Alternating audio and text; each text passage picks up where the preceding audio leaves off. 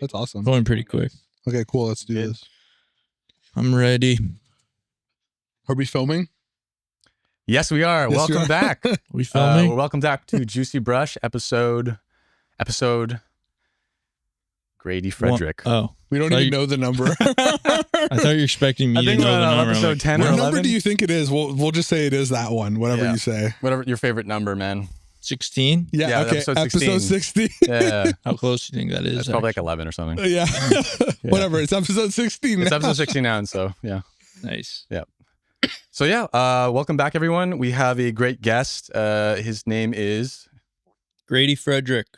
and we'll get into some juicy topics today. No pun intended.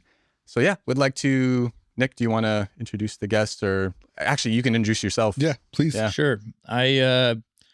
I'm a YouTuber, Oh my God, a real one. but no, I'm not a YouTuber according to me, but I'm a concept artist. I work at the same studio as Sean here, and I do some freelance. I do some illustration for Magic the Gathering, and I recently started a Patreon. So I guess Amazing. you could call me a little bit of I guess I'm a YouTuber. Superstar. Damn it. Whatever. Yeah. Nice. So we have a great YouTuber with us. Yeah. So I've known you, I guess, for the past 4 or 5 years, I suppose. Is that it? Yeah, I think so. Yeah. I think we met before when you were studying. So but Sean came to when I was studying in Montreal, Sean did a review of some of my concept art when I was a student. So it didn't feel like that's I pretty should have awkward. done that, because I mean, you can explain the story. I don't know if if your listeners know the story, but I don't even know the story. Oh, no? Okay. No, yeah. it's kinda- So yeah. Sean came as like a guest speaker to, did you, I can't remember if you talked or you just looked at our stuff. it was like I think it was a workshop. Like it might have been like a 3-parter yeah. or something. So then we were given the chance to show our stuff to Sean and ask for feedback and stuff. And I knew of your stuff already. And I knew your stuff too, which is funny. No, actually? Yeah. That's crazy. Yeah. I was like, oh yeah, I know you. Like as soon as you showed me your stuff, I was like, the first thing I Oh, said, yeah, I remember you saying I that. think I remember saying, I think I said something along the lines of like, why are you here? Like, are you, are Yeah. you sure? Like, why are you here, man? Like you're yeah, already it doing was- crazy stuff. So it was cool seeing. And then we worked on a freelance project. We worked on the same freelance project a couple years later, but before we actually knew each other. Oh, I remember I was working on something and they showed me like other concepts that had been done for it. And they were like, yeah, we got this guy, Sean Vo. I was like, no way. I know who that is. Yeah. And, but yeah, then we reunited at Eidos and it's cool. Now we're buddies. Yeah, man. We're legit buddies. It was a crazy journey. Like we went to Lightbox 3 years ago. Yeah. And then you joined the company, so you got to work on the same project. Unfortunately, we can't say it, but when we do get to release it, it's like probably the best work I've done. And Oh yeah. same for you. I think you did amazing work on that project. Yeah. Can't wait to show it. I'm really excited to hopefully be able to show some of that stuff one day. Yeah. It's kind of Fingers crazy. crossed. You guys met like a while ago. We're talking like so much in the past tense. And it's like, yeah, when it comes out, we can maybe talk about it, because it just happens in games. Yeah. It's like so long that you Honestly, wait. it's like the excitement has been slowly dwindling because it's just been so long we've been working on whatever this true. thing is. So when it comes out, we'll be like, oh yeah, that, it'll Yeah. be like, oh yeah, I forgot about that like 3 years ago. Yeah. I know, and I'm wondering if it's just gonna be that thing where I don't even want to show it when it finally comes out. Hmm. I'll look at the work I did for it. I'm like, it's not that great anymore. Yeah. Yeah, that's You're always tough. getting better. But true. Sean's stuff is crazy. So Thank you. he's gonna definitely release his stuff. Yeah, I'll try. Yeah. I'm pretty hyped about it. I'm pretty excited. Yeah, you did so much on it. Yeah. Like you have a ton of stuff. Yeah, it's been a lot of cooking in the kitchen recently. Yeah. But It's gonna you be mentioned awesome. something cool. We can maybe we'll finish the intro. So so maybe we can talk a bit more about like your work, your body of work that you've done, and also what you're up to now as an artist. Maybe we can get Cool. that out of the way, and then we can get into some juicy topics. Yeah, so I worked as a freelance artist for I think 5 or 6 years after studying, and then uh, the studio I'm at now is my first actual full-time job as a concept artist, and I the only reason I got it is because of COVID at the time. The studio realized, like, the studio was fully remote, and then they realized that it kind of just became remote optional, I guess. So so I remember seeing an email saying, "Hey, work at Eidos, 4-day work week," and I was like, "Wow, that sounds amazing." So I've been, most of my stuff I've done is still under NDA, and being freelance too, I honestly forget a lot of the stuff. Nick, what the hell? Happened over Nah, there. Nick just dropped his phone. Shut up. Yeah, being freelance, I honestly don't remember probably 90% of the stuff that I've worked on, so I don't even, and most of it I don't know if it ever came out or. Yeah, because you did freelance before. How many years of freelance did you do? Maybe 5 or 6. 5, 6. Okay, so you've been working for quite a bit. I did some freelance for Ubisoft in Quebec for a couple years, and then I worked for a lot of indie studios before that. So unfortunately, the thing I worked on at Ubisoft got canceled. But yeah, so aside from that, I do a ton of personal side projects and my YouTube channel. So I'm always working on, like, you know, I'm actually writing an illustrated novel as well. So I have a huge world building project surrounding that kind of generates ideas for me to constantly create personal concept art, and I use that to create content for my YouTube. And so pretty busy. It feels like I do as much of my personal work as I do like my professional stuff. So yeah, it's busy, but it's definitely, I don't really see it any other way. I'm just one of those people that feels like I need a little bit extra than just working for a big studio and you know, creating, like, I always wanted to create concept art for big projects, and now that I am, it's like it's really gratifying and I feel really lucky to do it, but there's like a little extra creative, like personal creative part that feels like I still need to fulfill. So I do that like with my own stuff, you know. Nice. Yeah. How did the so is that like where the content creation came in? Was it like because of that started, or something else? Honestly, I don't really remember why I started YouTube. I think I remember being fascinated by seeing time-lapse processes of like digital art, and obviously, like a lot of us did, like with FCD and stuff, you know, watching Feng Zhu's YouTube channel, like that was kind of my era of learning. And so it was really inspiring seeing how, you know, you can start with these very simple digital methods in Photoshop and really quickly generate like finished looking concept art. So I always thought that was really fascinating. And then as I became more confident in my process, and especially once I actually became a professional, I got a little bit more confident.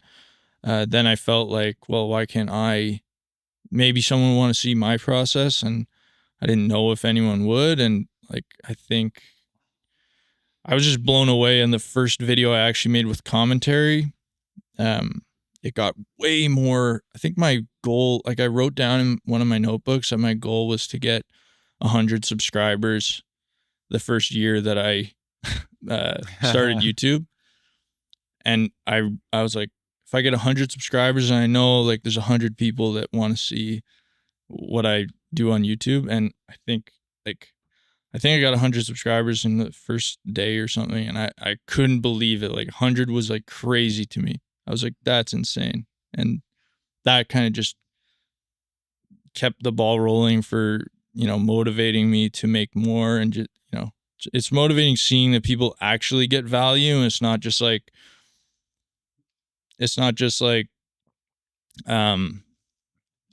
like it's cool seeing people discover my YouTube channel because they actually like it, and not just like, oh, I know him, so I'm gonna go support him on YouTube. You know? Yeah, it's a cool. genuine. Yeah, it's cool seeing that people actually want to see it. Yeah. So. Yeah. So that's kind of how it started, and then now I just slowly evolving and figuring out what I actually want to share, and you know, I want to have a mix of. I want to fulfill what people actually want to see, but I also want to make sure it's something I am passionate about making, and you know, it's got to be fun for me to make. Otherwise, like, there's no way I could continue. It'd just be too much work, you know? Yeah. 100%. Is that what the kind of going into the Patreons kind of for? Because I'm guessing either like maybe one's more for your viewers and the other one's more to kind of like for you. Is that kind of the idea? Yeah. So the Patreon was an idea because of my personal project, I wanted to, obviously I plan to release it someday. So I don't want to just make everything publicly available because, you know, I want it to have impact when it actually comes out. I don't want to release all the illustrations and concept art and maps and world building and stuff. So I thought I could make a Patreon where a smaller community could see, you know, works in progress and the way I'm developing that. And also just, there's some content that just doesn't really work on YouTube. Art is already a niche on YouTube. So so even beyond that, really long real-time process videos just aren't really that good for a YouTube channel from what I've seen, at least. So, you know, on my Patreon, sometimes I'll drop like a 9-hour video, and it's just here's my whole painting, and and then they can open it in VLC or whatever and speed it up, or, you know, just watch one part and see. And most people really like that because most people, I think, would be surprised to see how slow I actually go. Like, it's very, very slow. I remember everyone probably saw those Fengzu videos sped up where you kind of aren't under the impression that we're doing everything super fast, but like you said, like, it's really not the case. So it's kind of cool that people can get into that. Sometimes it's literally like making doing a line drawing. It's like making a line and then nothing happens for like 6 seconds because I'm looking at where I'm going to put the next line, you know? Yeah. And Fengzu is a tough example because, like, he actually did some real-time stuff and it's still ridiculously fast. It's like, you don't need to be that fast. Okay. Yeah. But the thing is, he's been painting for God knows how long too. It's and he's got his actual method is like, you know, really spontaneous and gestural and like almost like scribbly. Yeah. So it just looks. It is a speed paint friendly medium, really. Like this process. Yeah. So the Patreon was to show more real time stuff, show some of my personal project, and I also made a Discord for it, which has been I think that's been the biggest thing. That's been the most successful thing about it, is having this community in Discord where we have channels where everyone's sharing. So I have a feedback channel. I've got like a Q&A channel, and, you know, the feedback channel is crazy. It kind of evolved. At first, it was people posting stuff. While the community was relatively small, I would, you know, give feedback when I had time. So I'd do a quick little paint over and say, oh, I think, you know, this works. This could be better. But what's been so cool is as the community's grown, I have a nice community there that's giving each other feedback, and it's like like everyone is kind of helping each other. There's some professionals in my community and there's some students, and it's really cool seeing how that kind of took over itself.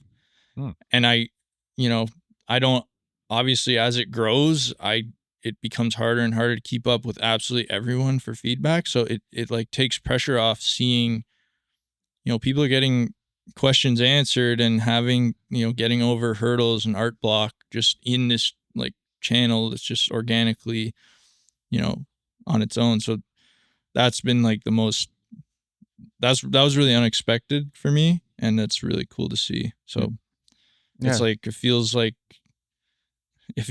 people joined my Patreon, and then it's like, but they're actually just helping each other. It's cool. Yeah, it's great.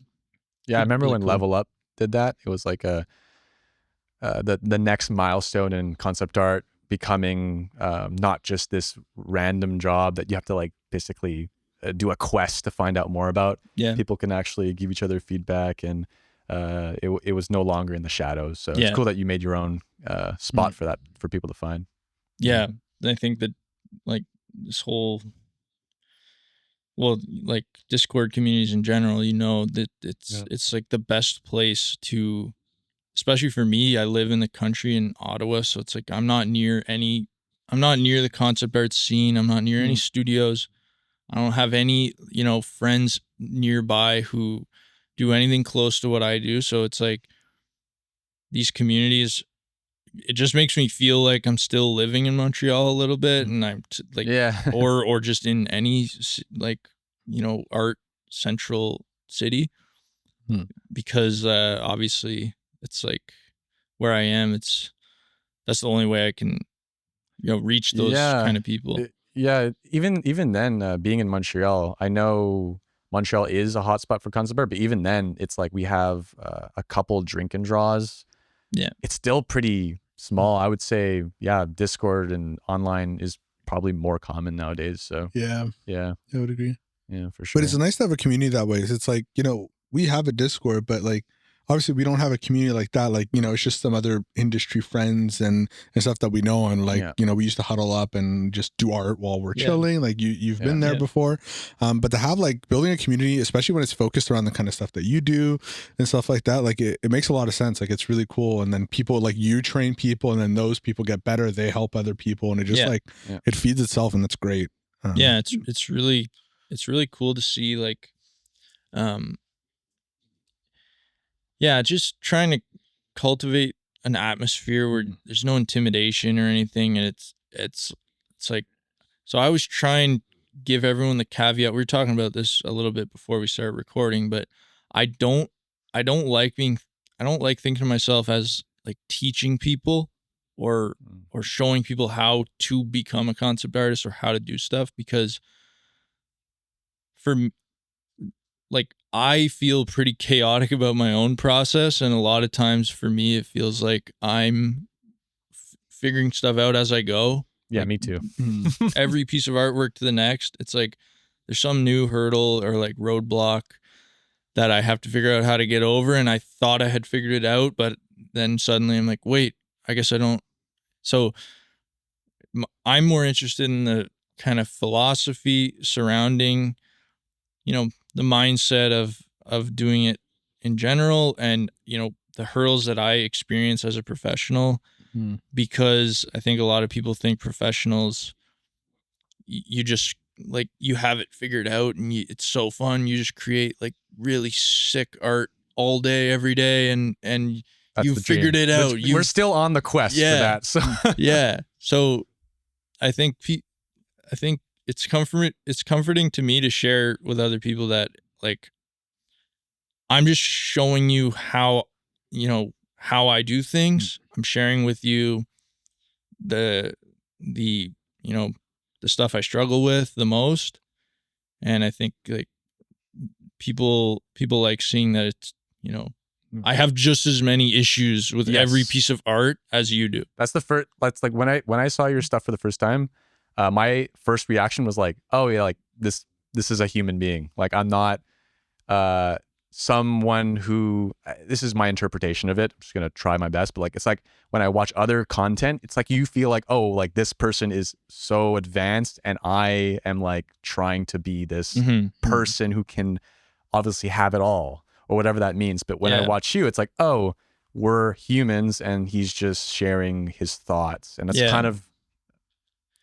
kind of nice to hear, because it takes you out of this impression that no, you obviously aren't where that other person is up top at the mountain somewhere. You know what I mean? So it brings you down to earth. Yeah. And I think it's like,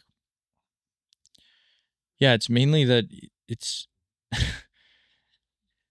it's like, I want it to be less about the art almost. I remember writing something down too. Like I have notebooks filled with little notes of just like ideas for videos. And even when I make a video and then watch it back, I'll make notes about stuff I feel like was miscommunicated and stuff. And it's really like, I actually wrote that I want 70%, I only want 30% of my videos to be about the technical process. And I want 70% of it to be about, you know, my headspace when I made it. And, you know, just general advice for overcoming like art block. But what's really crazy about it is the hardest thing ever is like, you can't avoid mistakes and you can't avoid just feeling super discouraged about your art. You have to go through that to gain the perspective that, okay, you have to go through it and deal with it, you know, to avoid it in the future. There's nothing I can tell you that normal will to go through those hurdles. It's like, it's not as if those are bad things. I think this is one of the things I learned getting into art. I think if I didn't realize this, I probably wouldn't be where I am right now. Is they're good. Like the hurdles are actually good for you. Yeah. Which is a hard thing to realize sometimes. For sure. Especially when you're feeling like you're at your lowest point and you're like totally discouraged. It's you have to gain that perspective on your own. There's nothing like a teacher can tell you that suddenly you're like, oh, nice, now I can avoid that. Like, it's going to happen. Yeah, and it's just exactly. It's a part of the process. It's a part of learning. So thanks for sharing a bunch about your community. Like, I think if anyone wants to check it out, definitely check out his Patreon. I'm gonna check out the Patreon. Yeah. Why not? Check it out. Hell now. yeah. I didn't know about the Patreon. I knew about the YouTube. I watched your videos. Oh, okay. I didn't know about the Patreon, so I'm checking this out. You're not getting a discount. Yeah. Well, anyways, so check out his Patreon if you're more interested in getting more in-depth knowledge from Grady. Maybe want to ask you a bit more general about your process in terms of like what do you do at work? Like, what's your bread and butter, let's say? Like, what kind of work do you like to do? And then we can get into the main topic. Like sourdough, bagels, like what's the bread, what's the butter? Yeah, like what do you put in it? What's the secret formula? I love sourdough, by the way. Anyway, I do mostly environment. Well, like professionally, I do pretty much 100% environments, a little bit of props, and project I'm on now is like a smaller team. So we're doing, I do sometimes I do some kind of ninja tasks where there's something, it's not necessarily exactly what I normally do, but it's just something needs to get done. So I'll do a little bit of, iconography or like storyboard type stuff. But for the most part, I'd say environments, mood, like kind of high level mood environments. So a lot of viz dev stuff. Yeah. Nice. And as far as if I had to pick something that I've done like an insane amount of over my career, it's the, Can I guess it? Yeah, sure. Dark, bluish, rocky you're getting landscapes. that specific. Okay, so that's exactly what I picture in my head. I'm like, what's he done the most of? Like, no, I think you're right. Okay, probably. okay. So I definitely do a lot of that, like in my personal stuff. Yeah. But, that is there. Forests. I do a ton of forests. No, but process wise, it's, art director will come to me saying, we need a concept for this kind of environment. And if it's at a higher level, I'll do a series of, I like to do a lot of stuff traditionally with a pen. So I'll just use like a multi-liner in my sketchbook, really, really small thumbnails, and I'll just fill like an entire page with really tiny thumbnails. I only started doing that in the past few years, and I found it so helpful because I have to just accept I only have one chance to make the thumbnail. So it's like I end up with really nice gestural shapes. I'm focusing on the big parts, the most important parts of the composition. So then I'll take those. I usually do 4 black and white sketches, show them to the art director. He picks one or like parts of the ones that he likes, and then I do a finished like color illustration. I'd say that is probably like 80% of my career is exactly that. Yeah. Yeah. It's pretty Pretty similar for you. Yeah, I would say it's a pretty common environment concept artist workflow. Yeah. I think maybe it could be different when it comes to sci-fi because it might be more prop based and more like 3D based. So maybe the process is different. Yeah. But we kind of work on the same things nowadays. We're always like on some fantasy thing or some, I should have mentioned that too. It's always fantasy. Yeah, always fantasy. Yeah. So I actually have a question about your workflow and maybe just like your opinion on the future of your workflow. So like something we've talked about with different guests and just like we see trends and stuff like that. There's always like these new tools coming out, whether it's like VR or like 3D code when that came out and Blender and stuff like that. Do you see your workflow potentially like changing a lot in the future, or do you find like, the kind of workflow and tools that you like to use, like they seem to be kind of future proof? You really like your workflow and like that's something you think you'll carry into the future? Yeah, I think I am getting closer to the workflow that like right now I'm closer than I ever have been to the workflow that I'm going to stick with forever. And it's because I actually feel like I used to work with a lot more of those tools like 3D Coat and, I use some Blender, and I used to do architecture concepts in 3D to a very high degree of detail and then a little bit of painting and drawing. But I've realized just for my own personal art, I just through experimentation and, wanting to become, I don't necessarily want to be the best concept artist at making, I don't necessarily want to be the best for the games industry. I want to be as good of an artist and whatever I think that is as possible. I'm not solely focused on making products. I'm thinking about, kind of like thinking about art the way I thought of it as a kid. Like I want to be good at certain things, and I have art, I look up to a lot of amazing artists, and I want to achieve, their level of skill at certain things. And what that is, all this kind of thought that I've been going through for the past few years has just led me to realize that drawing is, in my opinion, the most important thing. So I want to get as good at drawing as possible, and I want that to be the foundation of my career. So I want to be able to do everything I need to do to make the awesome games I get to work on with a very strong drawing foundation, and I don't want to have to rely on anything else. That's it might not be the most efficient thing, but that's like my goal as an artist.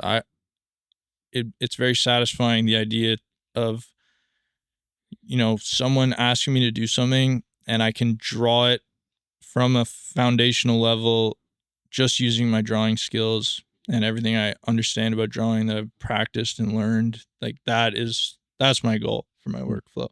It's awesome. That's great. That. Yeah. So I guess we can get into, because I think you mentioned it a few times, doing art for clients, also thinking about like how you want to do the art in a way that's not affected by all these outside influences. I kind of heard those subjects kind of being mentioned briefly. Yeah, I'd love to dedicate the chunk of this episode to, understanding like how us artists can relate to ourselves when doing our art. Like, do we do it for others? Or if we are not doing it for others, then who are we doing it for at all? So I actually have a question within that. So like within your question, I also have a question. Let's put another question in there. there's always kind of like, you kind of see these camps of artists, and you see artists that are more like functional, and they're very much like, develop your skills for production and like for a purpose and solving something. And you have people that maybe are a little bit more artsy, and it's very much me first, finding my voice first. And that's something that students and people going into the industry struggle a lot. They never know where they belong to. Should I find my style, my voice now? Or what is that even? What is your voice? What the hell is that? Yeah. So I was going to ask you, like, do you think maybe because you're kind of exploring both sides, you understand what's needed in the industry, but you also know what you want and kind of going into that direction. Do you think that base and that kind of, I guess, education, or that base of working and like sort of like a system of concept art has helped you and set you up for success in finding that personal voice that deviates from that? Yeah, I think it has helped me a lot. And it's because, especially since, well, I've been extremely lucky to work on projects that,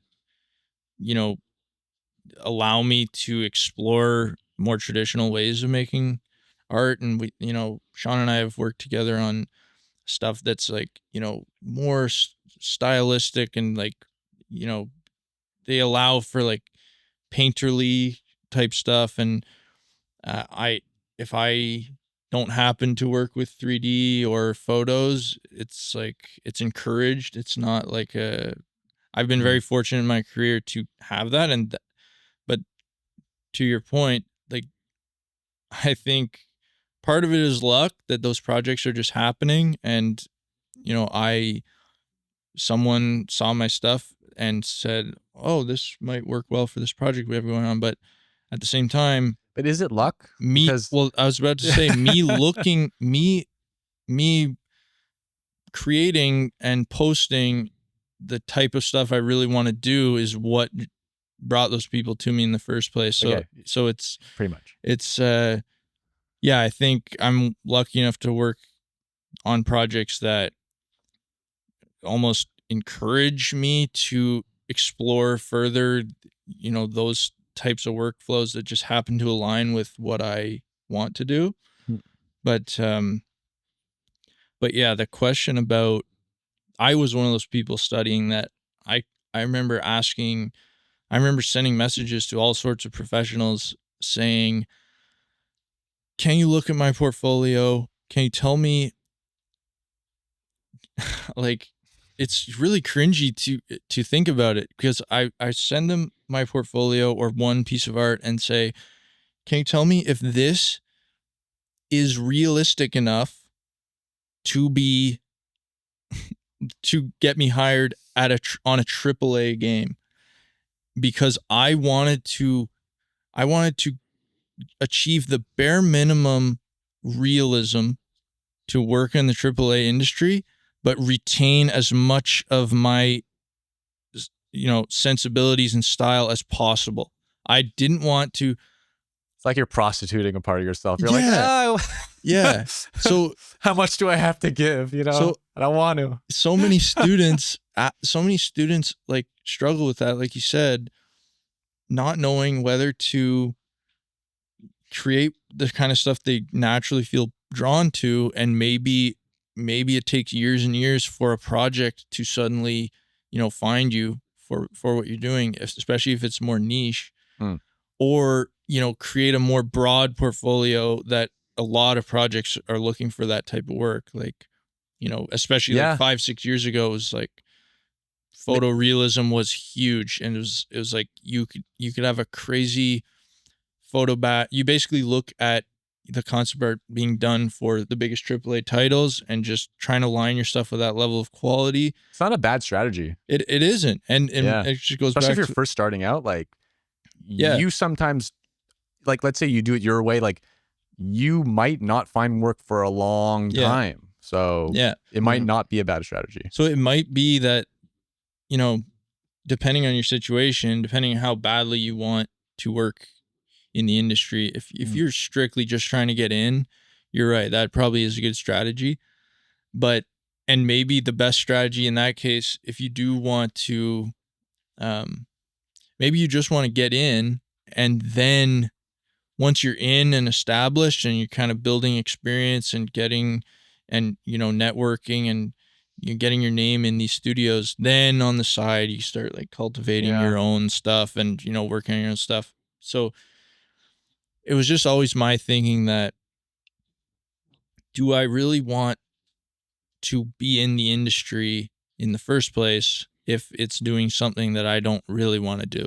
Like, Yeah, that's I a tough struggle one. with that a lot. That's It's a like, tough one. is there another job, maybe not even art related, that I would like more than doing art I don't feel passionate about for a project? Interesting. You know, that was a big thing for me. I really wanted to do art, and like you said, it's like prostituting yourself to a degree. It's like, I really want to do art, but it feels like I'm using my skills in a way that I don't really want to.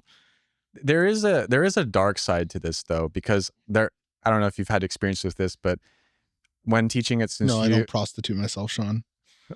Damn, I must have misjudged you. I'm sorry, Nick. Anyways, we won't go further with that one.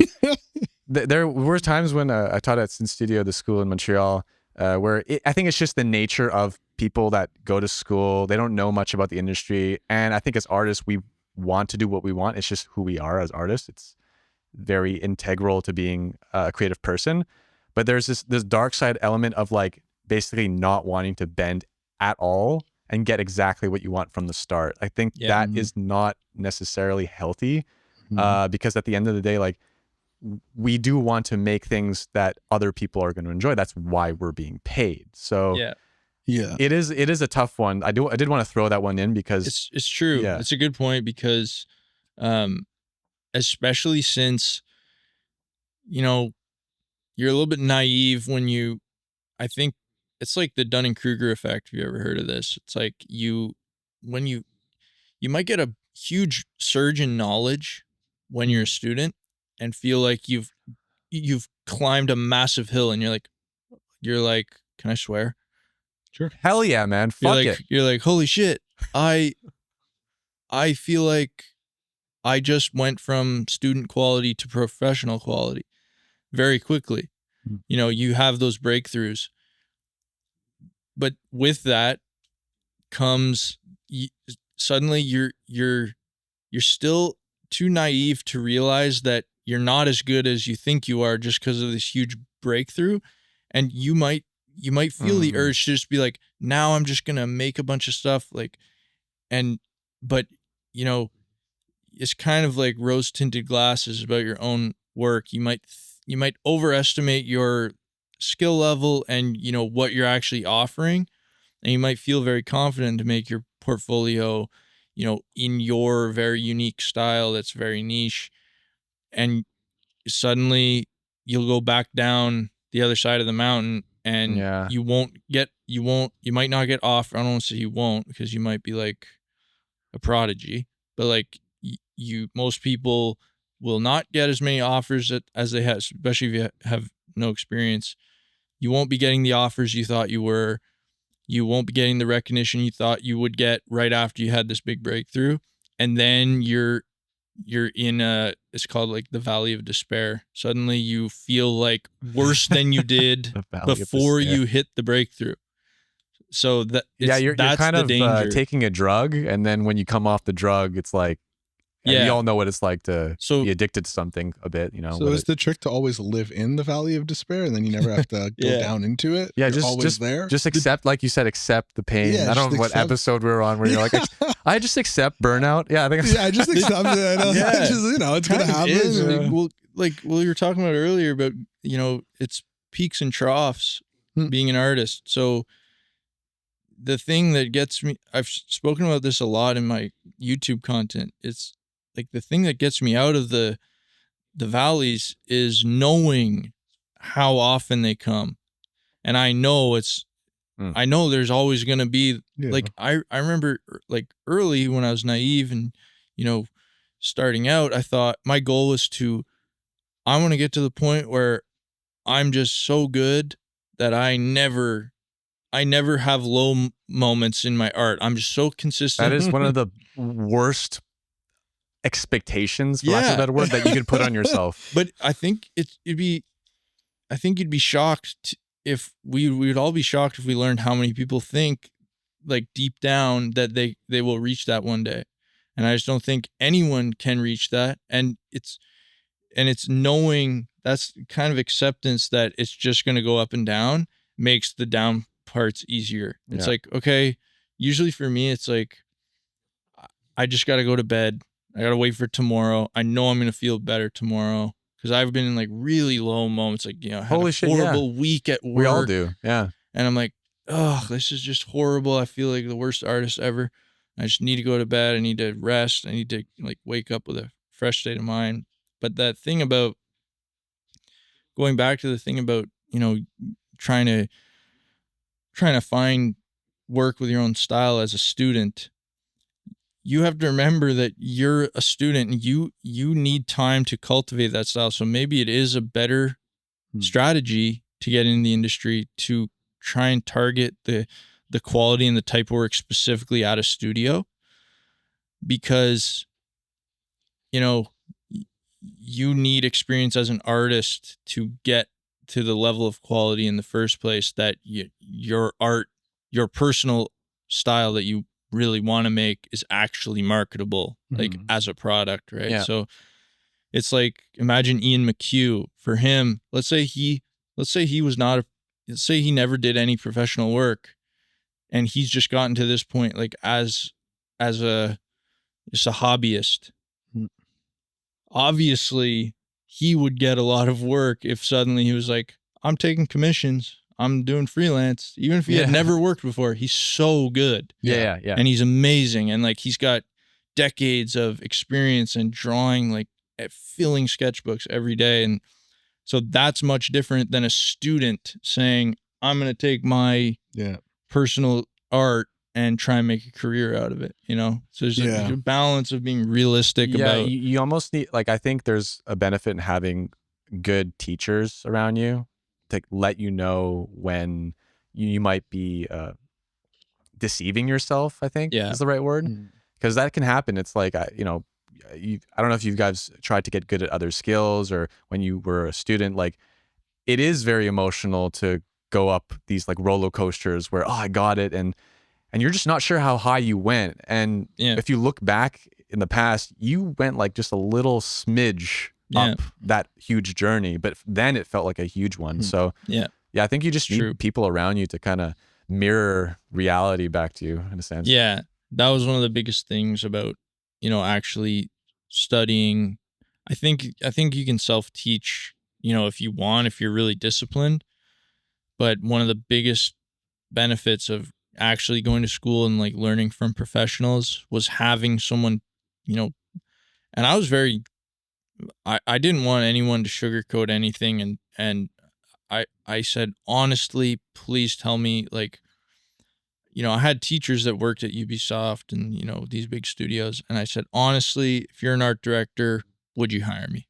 Like, I would just say it straight up. And they might say, maybe if you had more of this in your portfolio. So that's just like a lot of insight, very honest insight. And then I can decide, you know, what decision I want to make on that. I've gotten very honest feedback saying, if I were your art director or an art director trying to hire someone, I would want to see more of this. I would want to see more of this, or even this selection of images is not good. Yeah. Like I literally showed my portfolio to some of my teachers and said, what is not helping me in here? And they'll pick like 3 or 4 images and I just like delete them. So, you know, having that raw information, just inform your decision at least. At least, you know, you give yourself the best chance and you can decide, you know, how far you want to, quote unquote, sell out to, you know, what the industry wants. You know? That's a hard thing to do. So a lot of students really struggle detaching from their work like that. Yeah. And I think, you know, if really your goal is to work in games and you want to work for a company, for people, you have to kind of detach from your stuff, because like doing personal stuff to doing stuff that's like for somebody else, you got to be ready to just be like, they might say, I don't like this. And it doesn't mean they don't like you. It doesn't mean they don't like your level of skill. It doesn't fit with the game. It doesn't fit with what's in their head. And you're trying to bring what's in their head to life, give them ideas maybe they didn't think about.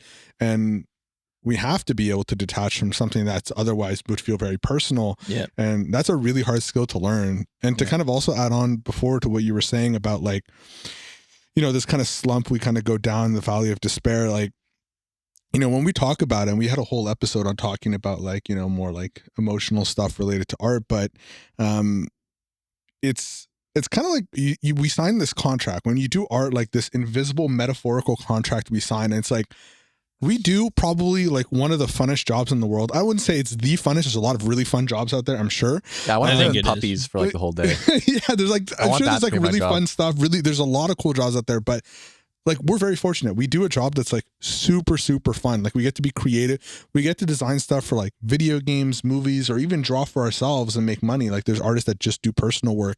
And so like when we talk about these kind of ups and downs, it's like, we just did really good. And yeah, sometimes it comes with being self-conscious, hating our work sometimes. And it's like, you kind of take it because the good is also very good that comes with it. So like, you know, it's like a weird contract you sign. That's kind of the trade-off you get. It is. It's, I don't know why I think of this weird analogy, but it's like, imagine you were like, and I don't want to hate on any other job, but imagine you were like a plumber. If someone was already hating on plumbers. If someone was mad or like said, you know what, I really don't like the way you screwed that tube in. I'm so bad. I don't do my own plumbing, obviously. I don't like the way you screw that tube in. It's not, it doesn't work for me. You wouldn't have the same feeling, or it wouldn't destroy this part of you. I don't know. I think that's the right way to see it. Less. It's like creating art is. It's very unnatural that we use art to create products because. But why is it so meaningful to us? There's a merging of your personal. You if you're passionate about art, there's a part of your self-worth that's attached to how good you are or how good you perceive yourself to be. So there's a place where your personal self-worth and how you feel about your art crosses over with what is expected of you at work and to make a living. So it's like something unnatural about someone, your boss, telling you, you like you said, like you screwed this up. This like we can't. It doesn't happen like that at work. No, but like you know what I mean. Like they say we can't use this. It's not quite right. Yeah. Now there's like some small part of your self-worth that is like, well, I made that. I made that from my brain and creativity. So it hurts a little bit. So it's weird to detach that part of yourself just for work. Yeah. The way I reconcile it is just like Nick said, it's a product.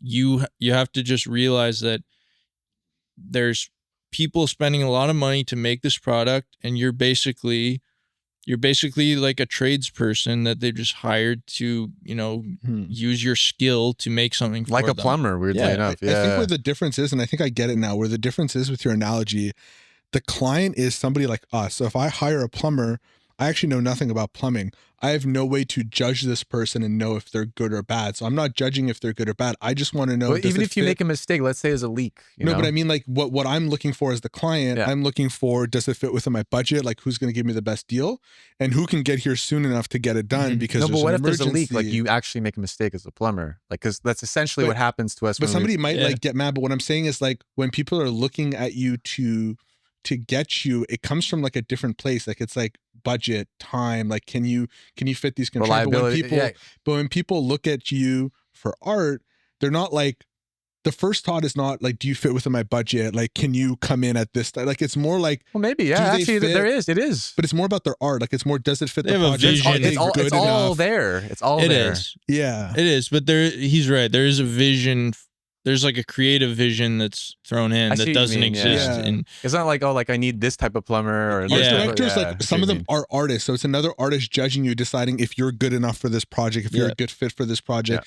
Like they're judging something a little bit different than me judging a plumber, which is me just going on Google plumbers. But it's more like on the job. Area, I mean, like let's say you make something on the job. It's more like, that's the analogy I was trying to think of. Like if let's say you do a concept for an art director, or anyone who's has to approve of it, they might be like, oh, like it's not working, you know? And then you're like, fuck, you know, something gets activated.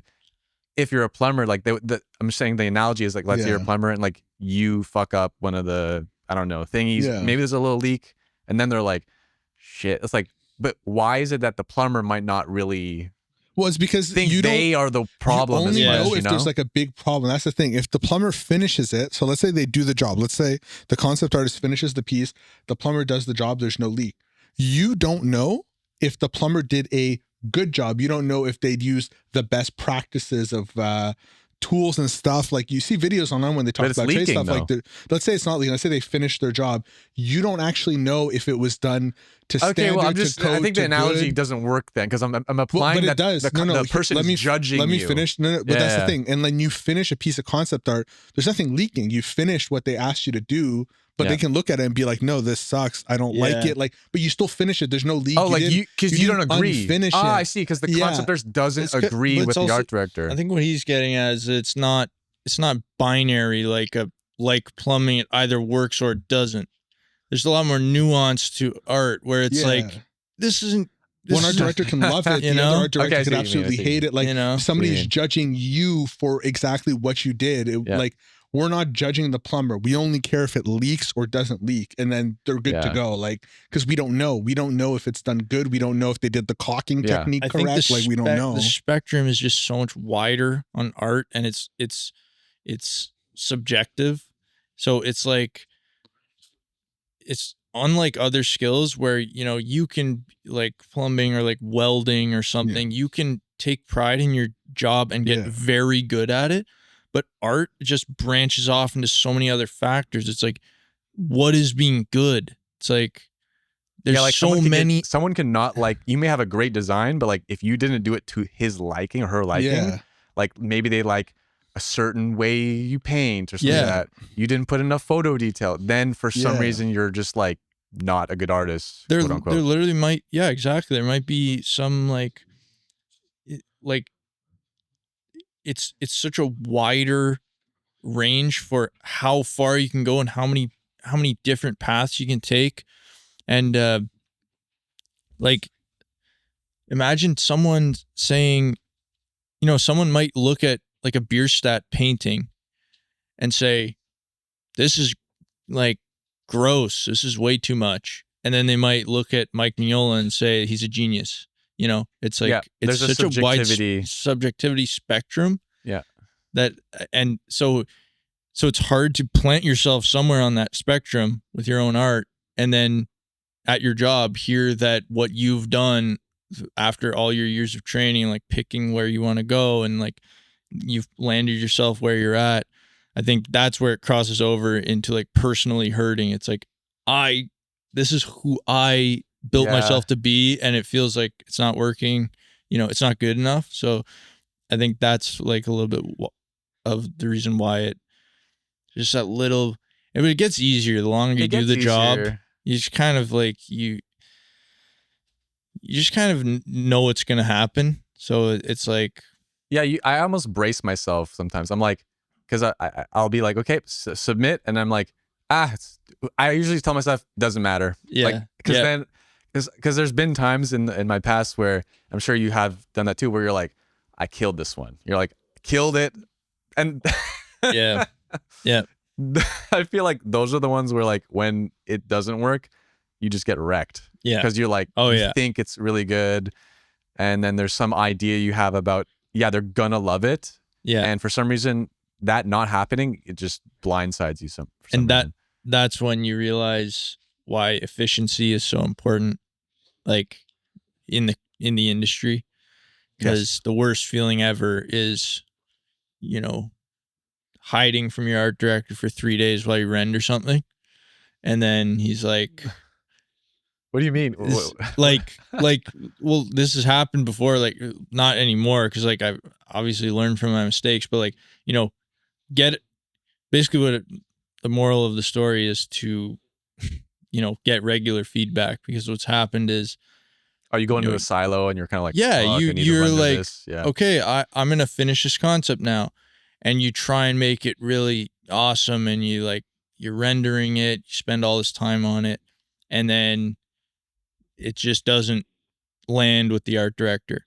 And that feels horrible because you just spent all this time. So that, Yeah. Yeah, it's like one quick call could have yeah, deviated you from all the choices exactly. you did. Yeah. And like, getting regular feedback and not being afraid to like show something at not quite, even if it's like not your best. It's not like even if it's at kind of like an ugly phase, just say like, I'm not sure about this. Is this okay? I just want to clarify before I go further. It's very professional to do that. Yeah. And it shows that you don't want to waste time. Like, it's very cool. Yeah. Well, it's just also like selfishly just saves you from, what I was talking about, where it's like, no, I don't. yeah, I see what you mean. it's like, I just spent so long on that. And then, but yeah, that's why another reason why I'm always going to like, I'm trying to simplify things as much as possible, go to like more efficient workflows, simplify, indicate detail in a more simple way. Like if I'm on a project that allows for it, like as much as possible. Because the dream is to like have such an efficient workflow where everything always feels fresh to me. I don't feel like I spent days and days on something that might not work out. It's like everything's in that kind of fresh, fun state. That's literally it's when you're in the zone, like that's when what I've come to really, realize my goal is. Like my least favorite parts of an image are the later parts where I have to make everything come up to this level of detail that for some reason is important to me. And I'm trying to be like, okay, but why? What is like my favorite part is the beginning of the image. So how can I make that last as long as possible? And how can I just make every image just that and still have a result that I like? I love what you said, because it's like this thing artists do to themselves, or just in general. It's like there's a certain idealism with something that you think you should do. Yeah. And I don't know what you like. I'm curious to know what your thoughts are about are on that. Like, what do you do, or how do you relate to yourself when you have that? I don't know if it's a push or a pull, but there's something wrong with the way you're doing your art.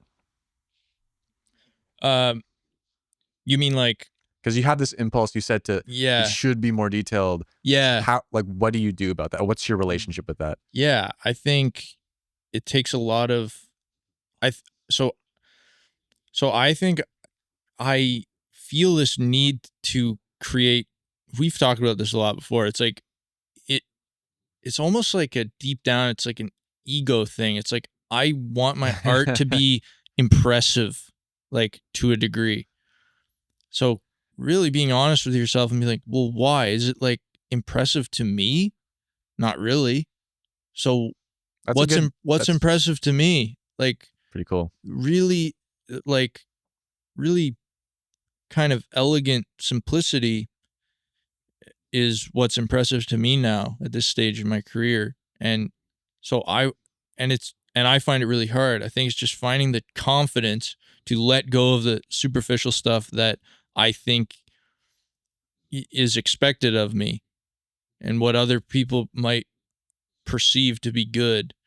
It's like, this goes back to one of those things, like, obviously I'm working, so I have the luxury of being able to explore this stuff and not worry about, like, having to make an income from it. Like I'm lucky enough to already be working, so I can explore this stuff in my own time. But yeah, trying to, because it would be different in your job. Yeah, obviously. Yeah. But even in your job, sometimes that happens. Like you have like, you don't have to necessarily have it be super polished or whatever realistic thing you want, but sometimes that will still creep in too. Yeah. But I guess it changes with your personal stuff. Yeah, and the other thing too is exploring this kind of stuff bleeds into your job too, or it does for me at least. Like I come to a lot of realizations or breakthroughs in my personal work that make me excited about work the next day, because I'm like, I see how it can apply to certain things. I might really simplify something in personal work and really like the result, and I feel that feeling of like it feels fresh and like exciting still, and the image is done. And then the next day at work, I kind of take the core that I learned from that and still like it might just help me really narrow down like where the necessary details are and be more efficient about my process and leave out unnecessary things just because I'm thinking in that really, simplistic kind of approach. So yeah, I think worrying about how your art is being perceived, really looking at yourself and deciding if that's actually how you perceive your art, Yeah, because we're almost like in a haze of like everything we should do, especially since we obviously have a portfolio that we developed to get into the industry, and then whatever jobs we've been on have influenced it. It's like, how, I don't know if you have a solution, but it's like I'm always trying to think of how do you return back to like the person who's not lost in the haze. You know what I mean? Yeah. And I think the answer is stop getting lost. Bring a compass, bring a map. You're not going to be lost. Great advice, Nick. Thank you so much. I'm just saying, Yeah. like, bring a GPS. I'm so happy we got you around to. my answer is much more depressing. It's don't Therapy. get in the industry. Don't make it your job. Yeah. Honestly, like, Yeah. So I actually want to talk to you about that. Actually, Yeah. I had a question I want to bring up before. So you kind of talked about going into the industry. You wanted to keep as much of yourself while still managing to find a way in, but keeping that stuff that made you you. And as I've talked about with Sean before, me getting into the industry was a lot different. I went in really with the purpose and the intent to do a job. I picked it up with the intent to work in games. I grew up liking to play video games, and I didn't go in with necessarily a style and a personal flavor that I had beforehand. I didn't. I just looked what would get me a job. Like that was really the goal. Yep. I think I'm the same way too. Yeah. So now I'm finding this problem, and I've talked to Sean a lot about this. Now I'm in a point, and I'm having this problem where I'm like, what does my voice sound like for art? I don't know. I've always just done with the goal to work. And then I'm just like, I don't know. What do I like? I don't even know.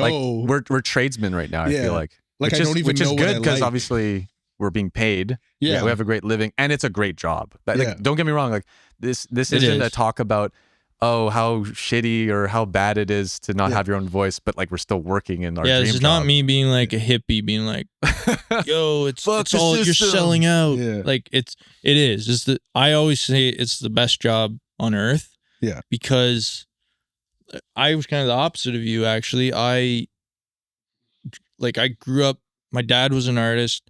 I loved drawing because like I would watch him draw. I just kind of like drawing as a hobby, like monsters and aliens and like copying. I used to pause my video games and like draw the screen. Oh, it's sick. And I like, should have done that. Ratchet and Clank. I used to play Ratchet and Clank and pause it. Just pause Final Fantasy 16. Just start Yeah. playing. I'm gonna pause. Yeah, It's great. good pose reference. Yeah. But so that I love drawing, and halfway through high school or whatever, I'm like trying to decide what I want to do, and it just started because I wanted to take what I love to do and somehow do it as a job. And I just had no clue how. I thought animation was the way. Like I didn't know concept art was a thing, or I didn't think illustration was. I always thought like you could be an illustrator, but it's like I kind of thought it was like, being like a famous musician. It's like, it's like good luck. It's like a 1 in 100 million people. Yeah. So it just didn't seem realistic. So I'm like, okay, well, animation I kind of get to draw. So I think that's why I was really attached to the stuff I like to do, because I had just such a strong. It just started as such like a passion for me, not attached to any expectation. I didn't show anyone my drawings until I can't even remember. I think on Facebook during high school or something, when I was like 17, I posted one of my drawings on Facebook for the first time. And, before that, it's just 100% for me. It's just what I thought was cool. I'm the only one looking at it. Honestly, it's like I wanted my dad to look at my drawing and be like, wow, that is amazing. Because like I'm like wanted to get to his level. That's so cool. That was the only outside, that was the only feedback coming in. And that's all I cared about, is like me and my dad. Like, do I think it's cool? Does dad think it's cool? And it's just like fun, you know? So Yeah. maintaining that maintaining the core of like where that comes from was important to me, like when I got into the industry to some degree. But like, Yeah. you know, you learn about what being in the industry is, and obviously you have to let some of that go, because you're not making art for yourself. You're making a product. You're not even making a final product. You're just, as a concept artist at least, you're just like a building block. You're just doing a step It's not in the all process. about you. Yeah. Yeah. You're serving a team. You're at the end of the helping day. everybody Yeah. else you're helping everybody make this big project that's way bigger than just you and your art. So it has nothing to do with, you know, what I like to draw and like, like, you know, I want to draw robots. So like I refuse to like, I'm not going to work on anything except robots. And then, you know, there's no game. Yeah. There's no studio in the world that's going to be like, oh, totally. Yeah. We'll put robots in so you can do them. Yeah. Like, Yeah, that's like that thing. means if you were getting those type of offers, that means you're cracked good. Yeah, Oh, you're yeah. So good. Top 1% of robot Yeah. designers. Like that, maybe Alberto Mielgo gets to just riff and do whatever he wants. I think Dave Raposa got an offer like that. Like to just do whatever. Yeah. And they just paid up. Or it's something. like Kim Jong-yi, like Yeah. he did like a big World of Warcraft like mural. Oh my God. And it's just like, you know, they just called him up. They're like, hey man, can you just come do some kind of thing based on Warcraft on this huge mural? He's like, sure. That's so cool. And they film it. That's it. Yeah, look. Is that your inspiration to kind of have a freedom of expression where you can still like basically to maximize your I want to do it for me and still get paid? Yeah, I guess. Honestly, the goal, if I had like a dream situation, it would be somehow I just work for myself and on my own stuff 100% of the time. And I, you know, that becomes, I become my own concept artist. And I don't even mean like open my own studio, because that still seems, I'm just very, there's part of me that's turned off by the corporate side, and you know, now we need to get funding. Now I need to hire like programmers and like, you know, the whole. I'm a disorganized person, so the idea for me is like, and this is a situation, I don't know if it's possible at all. But my situation is like, I want to world build, I want to draw characters, I want to write like books and you know, create cities, create cultures, just draw characters, environments, design everything I want to do. And somehow that's what I do 8 hours a day and, you know, 4 days a week. And then I spend the 3 days on the weekend with like my daughter and my wife. That's like the dream situation. It's not bad, man. That would be amazing. I don't know if that exists, but yes, the next thing down would be I'm hired to do what I do versus like I'm hired to do what they're doing, you know? Yeah. You can work in your own style. Yeah. Yeah. Which I think you've been pretty successful at. Yeah. Recently. I think I feel really like, I feel like these projects that happen to align with pretty closely to what I like doing. I just feel really lucky that it just happened to keep, you know, turning over into another project that's like, just. There is an interesting like retrospective feeling I get when I look back at when I started versus how I approach selecting work now, and it's that it feels weird if you're listening to this and you're like a student or you're like thinking about like you're literally at the beginning where you're like, oh, I might want to do art. It almost seems like wow, why are they so like you're working? Isn't that enough? You know what I mean? Yeah. I feel like it's not enough. I can say it right now. It's not enough. which was my question for you. So it's like no, but let me finish, please, because I want to do a little wraparound. Okay.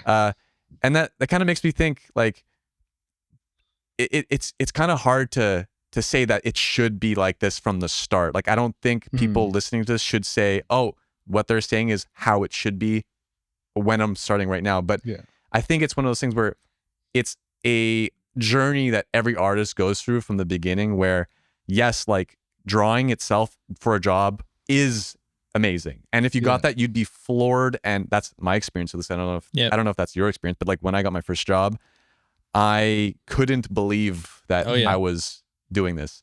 I could be drawing doorknobs for a year or 2 years, and I would be like, yes, amazing. Yeah. Like, I'd be doing it every day. Love me some doorknobs. Yeah. But it's funny. And I think it's just normal. Just remember, anyone who's listening who's kind of like, what the hell, man? Like, it should be like that. Yes, because it's a journey, eventually you have new goals that come up, and you get used to, and this is just a part of our perception, you get used to whatever you're doing after, like, I don't know, a few months, and it becomes normal. And so we're just showing you, and I hope this lands with you guys, but like, I hope you can understand that this is where we're at. And this is just because we've went through a lot of ups and downs through, you know, getting the job and then realizing, oh, okay, it's not all good. Like, there's some things that suck. There's something that are cool. And then you find a better job, and then you have new goals, and et cetera, et cetera. 100%. So. And I think it's important too to know that I think I've talked in my content a lot about how I don't want to even say like, it's kind of like I got my job and I started working in the industry. My goal was always I just had this goal that was like work on a AAA project. That was like, you know, that felt like the culmination of all my efforts and what I really wanted to do. It's like now I have credibility as an artist. Like it's like proof to myself that I'm good enough as an artist to actually make something and be paid to make something. And to me, AAA just was like the top of that, you know, top of the ladder. So that felt like a really good goal. And then once I actually did that for the first time, it was like, it's a weird feeling. It's like, I had been working on indie projects leading up to that, which were really fun and fulfilling. And then I worked on a AAA project, and I feel like, wow, it's a little bit of like, holy shit, I can't believe, like, how am I suddenly here? But then I just didn't feel the total switch to complete fulfillment that I thought I would. I thought when I started working on AAA, I would be like, go to work every day, and that's fulfilling my art needs, and like, that's it. So there was a little tinge of disappointment that I didn't feel the like total rollover to fulfillment when I started doing it. And it was, so what I don't want to happen is that I don't want people to watch me say that kind of thing and be discouraged, because I don't even know what I would be like if I didn't go on this whole journey. I think I'd be a shell of what I am right now, because That's I've been so depressing, but okay. Well, no, if I didn't go through this. Yeah, I know, like, but like maybe not. I don't know. It sounds brutal. well, I don't know. That's how I feel. I feel like I've gained okay. so much like insight into what I actually want from art, and you know what I love about the industry and what I actually want in the future. I feel like there's just so much I've gained from that alone that makes it like, you know, if I could go back 10 years, I would do the exact same thing. Yeah, same. Yeah. I'm not saying 100%. that I wouldn't go to the industry. I 100% would. It's the best job of all time. So hell yeah. So it's just, you know, it's just having those little realizations that I think everyone's different. I think it's fine to just, like Nick said, when you started in the industry, it's fine to just, you know, want to work on games and want to be an artist as a job, and that's your goal.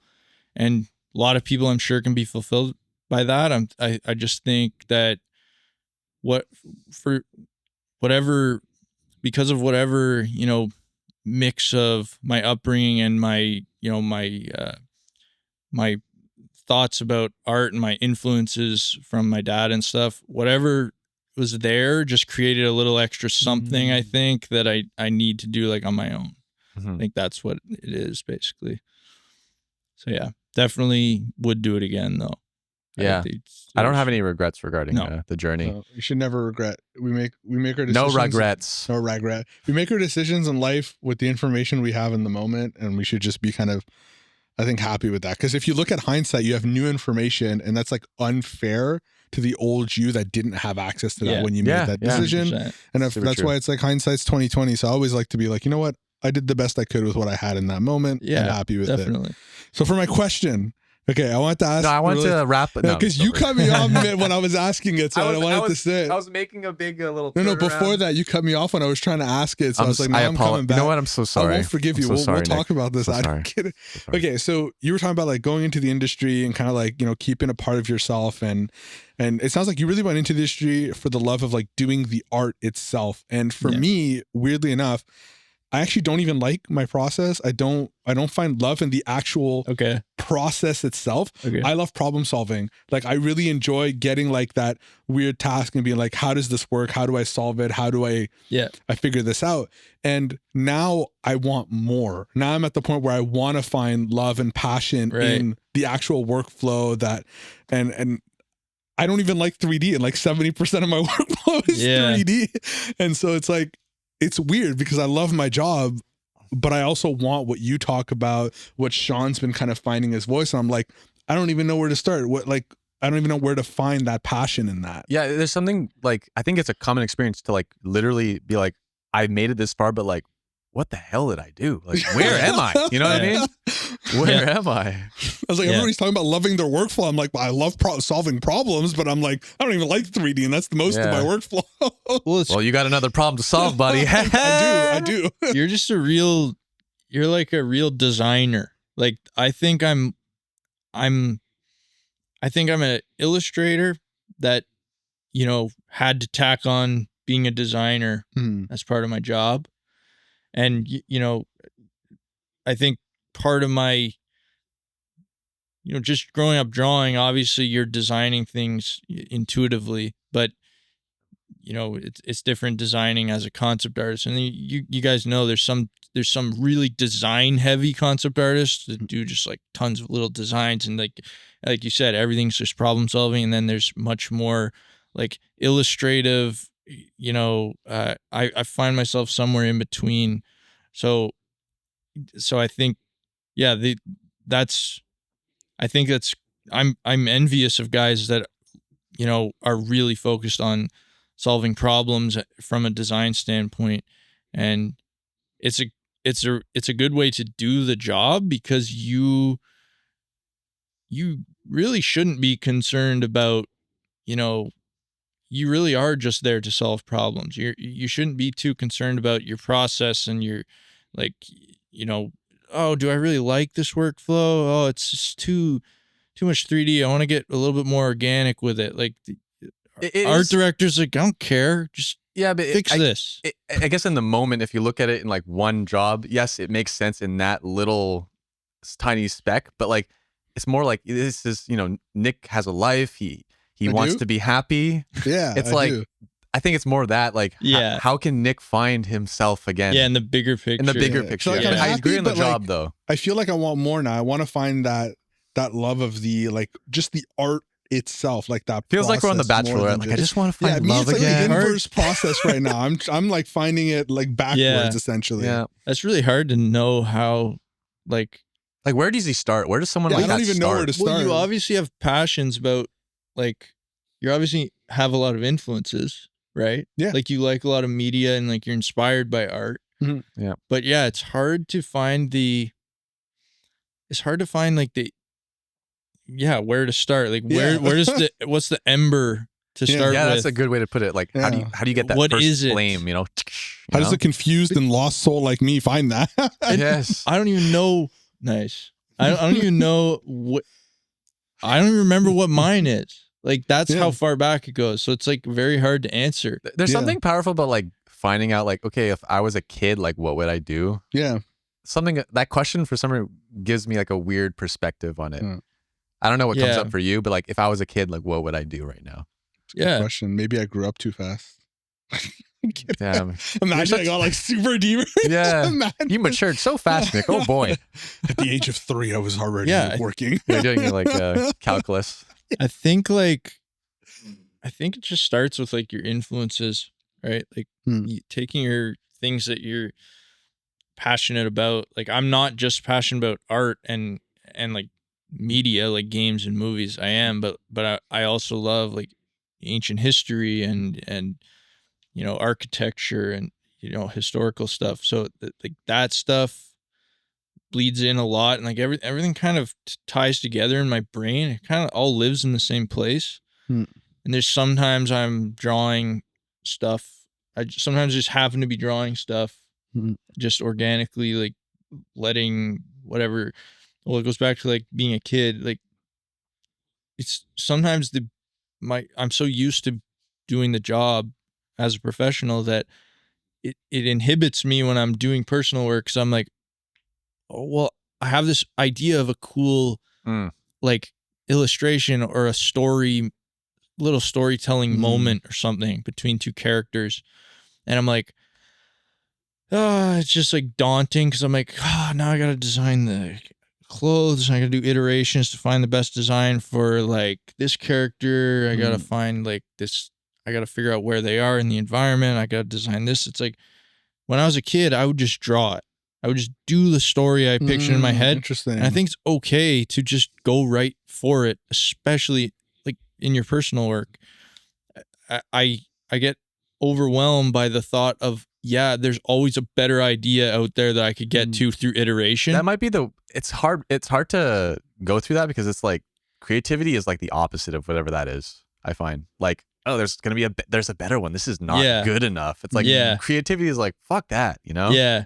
It's weird. And often like you'll just go based on you have a very kind of pure idea that's really exciting. And sometimes thinking about it too much in terms of iterations and like developing it can just kind of dim it down and you're less excited about it. And then even after iterations, you end up with a worse result than if you had just gone with the raw, like very pure idea that you had.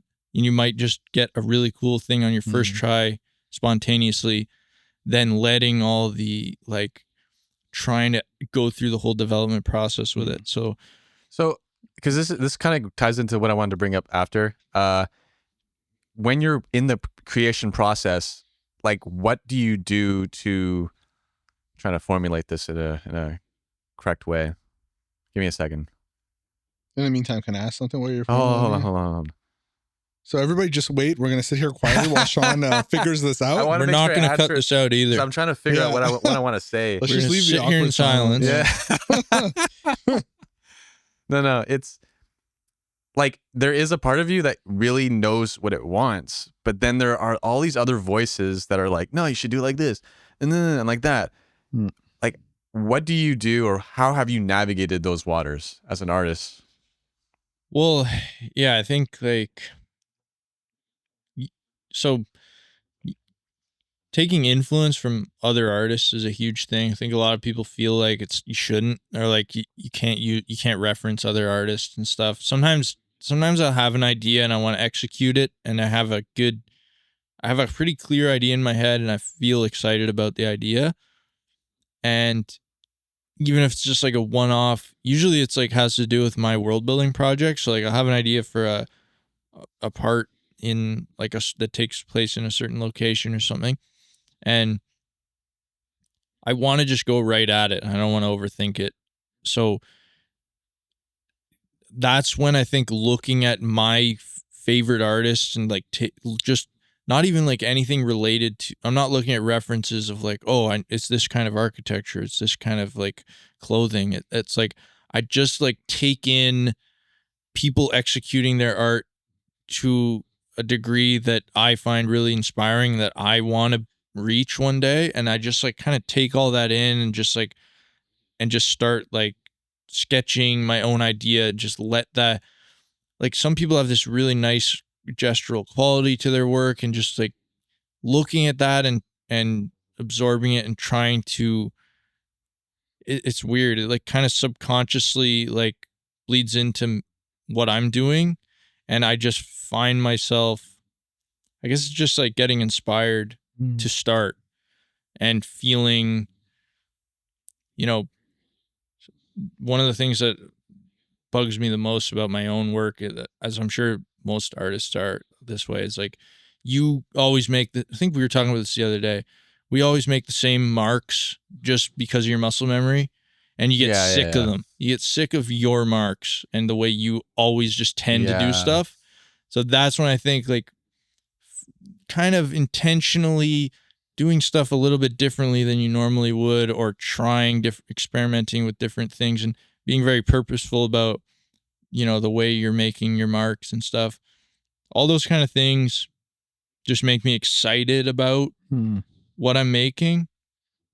And then that combined with just like a very pure idea and just going straight at it, not trying to overthink everything. I think that's how I navigate that. Like, because I like sometimes I overthink things to the point of just like total inaction. I just end up not making anything. Yeah, that happens to me a lot. Yeah. That's a bad feeling because you're all excited. You're all excited to make something, and then after like an hour, suddenly you're like, "Wow, I don't really feel like doing this anymore." And then you haven't even started. You're just thinking about like, "Okay, what am I gonna do? Like, am I gonna like open Blender? I'm gonna block stuff out." It's like, dude.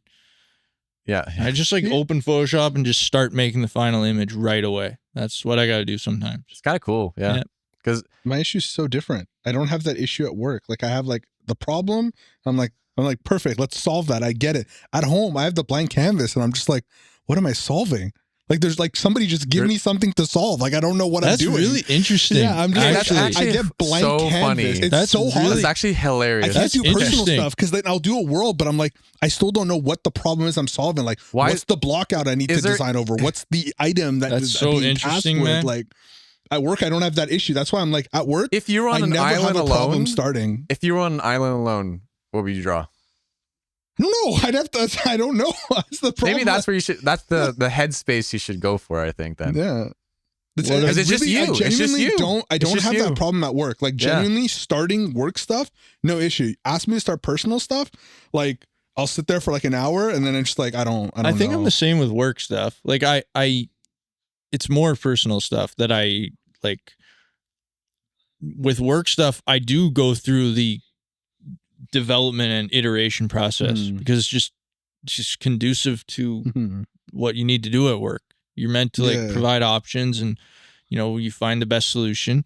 Yeah. So it's like, I guess just that process feels like it's too, sometimes I just have a quick, cool idea that I just want to make and I want to execute it while it's exciting to me.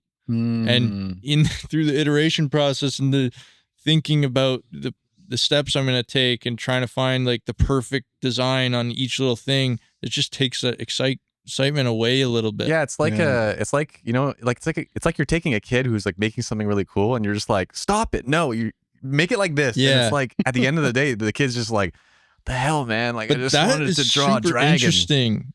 That is super interesting that you approach it from like such a problem solving place I've never heard anyone say it that way. Like you have a blank canvas and you want a problem to solve. That's very interesting. I don't have a set workflow either. Like everything's like a tool. Like I just if I need to do something that's more painter, then I like, believe it or not, like this is a common thing I end up running into. Sean will probably vouch for this. Like I learn the amount of tools I learn like by the new piece, like it's just like I'll just learn because I need a tool that does something I don't know. And then it's like my workflow changes. I needed to do organic sci-fi stuff at one point and it was like, okay, I can't do that in Fusion. That's a problem. I've never done organic sculpting. I have no clue. And I don't have the fundamental skills to draw this by hand. Great. Let's learn VR. Boom. And then like I'm learning it while I'm designing it for the job. And it's just like, it's good to go. And it's like, for me, it's just that solved the problem that I had. So then I can solve the problem of the task. Dude, you're like a concept art robot. Yeah, it's like it needs like You're like the a code, the dream- right code, or yeah. else it doesn't do anything. You're you like a know? dream for like investors on a project. Yeah. They're like, sit this guy down and put something on his screen and he'll solve it. Like Yeah. they don't want You're like that guy that guys that doesn't are talk a lot, you know? Yeah. It's They like, don't he just want- comes in and he doesn't really talk. And, they don't want guys like me who are like worried about, oh, how do I feel? yeah. Yeah. How do I I want to feel feel about this? inspired. Yeah. That's my problem. Like, I need to feel inspired. And I They're don't. like, what does that mean? Yeah. Some like 65-year-old rich CEO. He's like, Yeah. nah, I don't care. Like, as long as the Yeah. the pretty genre IP like is somewhat interesting, like I'm good to go. Like just give me some stuff to solve, and I'm like, That's I'll go cool, running. And It's really I'm interesting. similar in that Yeah. sense too. Like, if the thing is not completely horrible, I Yeah. can find the fun in it. Like, I can find Yeah. something to enjoy. Yeah. Yeah. yeah, Well, that's kind of what the personal stuff I do helps me with a lot. Is like finding ways to get excited about stuff that I'm otherwise kind of dreading. Like, you know, what happens with me at work a lot is, you know, I might be really excited about something I'm doing in my personal work, and it makes me, by comparison, like when I'm doing work on like a Monday, I'm like, man, I just want to work on my other thing so badly. And like, it makes me less excited about whatever my current task is at work. So like finding things during my personal work and trying to use that new insight at work is like my main way of getting myself really excited. Like, Like know, you bring the, okay, that's actually Yeah. cool. You go into your personal work and whatever you have fun with, you bring it into, yeah. I might, Like I steal might that, approach actually. something in a way that I just did something like the night before for personal work, and it just makes it a little bit excited, like, more exciting, even if it's not going to change anything. I'm like, let me see how well I can execute this new thing I'm trying, and I'll try it with work, and like Yeah. it's never anything substantial enough that it's like, you know, it's going to take me a really long time or something. It's like always just little. Usually, it's like just, you know, some.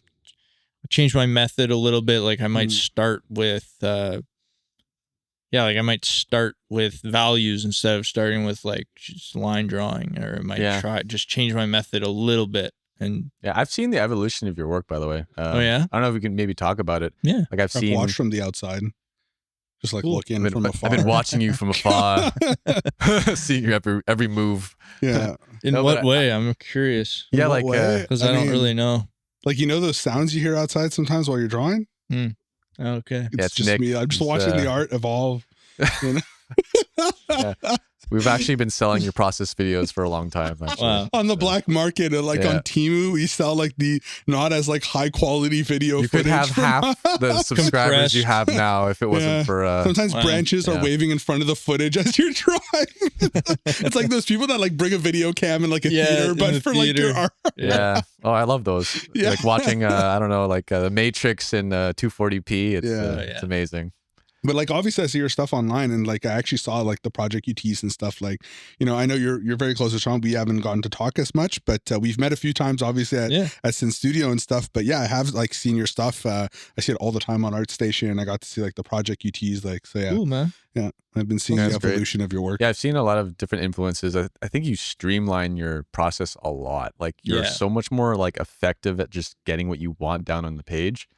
Yeah, I'm definitely crazy. trying to. That's like my main goal. Is like, I take like notes about everything in my life because I'm very disorganized. So I just try and write absolutely everything down because I'm super forgetful. My wife, it drives my wife insane. Like she'll tell me something 5 times and I will just forget. Damn. Like, Yeah. so I'm I relate. really like kind of scatterbrained. I think it's So an artist thing or I something. write everything down. Like I have 5 different notebooks at all times and they're all like labeled something else. One is like to do, one is YouTube, one is Black Shore, like my project, one is like notes for the studio. Well, like That's crazy. it's just ton, and every day like I'm writing a million things in them. And yeah, one of my things I wrote in big letters at the beginning of my notebook this year. Like I also start one at the beginning of every year, like for that calendar year. So I wrote artistic metamorphosis in big letters because I was not happy with That's so cheesy. not happy with where I want where I'm not gonna say like I hate my artwork, but it's not quite there yet, and I want to change the way I do things to, like you said, to only keep my favorite parts of the process and still have the result that I want. So that's why I think you're seeing a little bit more, streamlined process, and I'm trying to simplify things but not lose too much. That's the thing. I'm just toying with how much I can lose.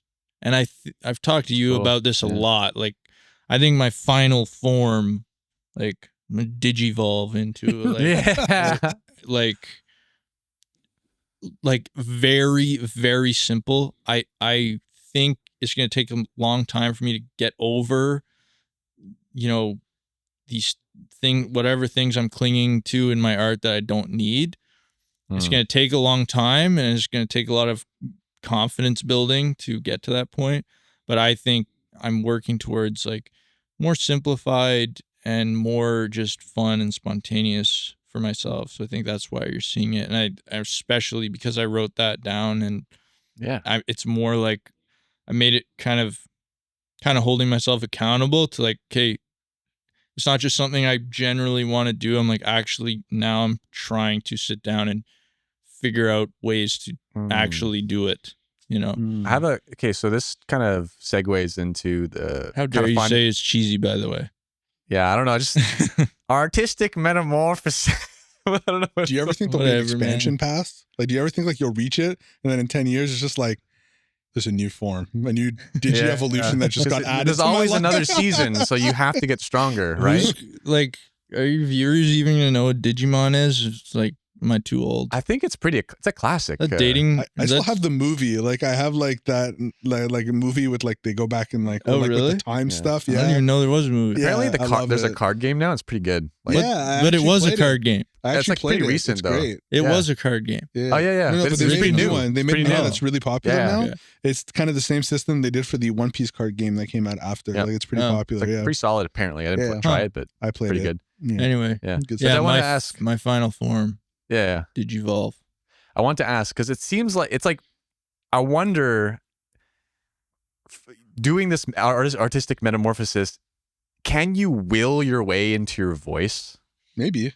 Or is it more my personal philosophy is more of a kind of discovering things that you don't need anymore? Like, how do you approach it? Is it more willing beat it yourself? Like, beat yourself into submission? Like, you love this, yes. And like, you do love doing Solve this. these problems. Solve the problems. I love color theory. I don't think it's like I'm forcing myself. I don't think it's like there's a voice somewhere and I'm forcing myself to reach it. I think it's more like I'm actively. It's like there's a circuit board with a million switches. And I'm just like trying a bunch of combinations of switches. It's like turning a bunch off. The finisher, man. Turning a bunch off and turning this, like, only leaving one on and seeing if it works. And if it's horrible, I'm like, okay, well, I'll turn another one on and return this one on. And like, it's like I'm just trying to like, it's more like I'm actively experimenting. I'm not just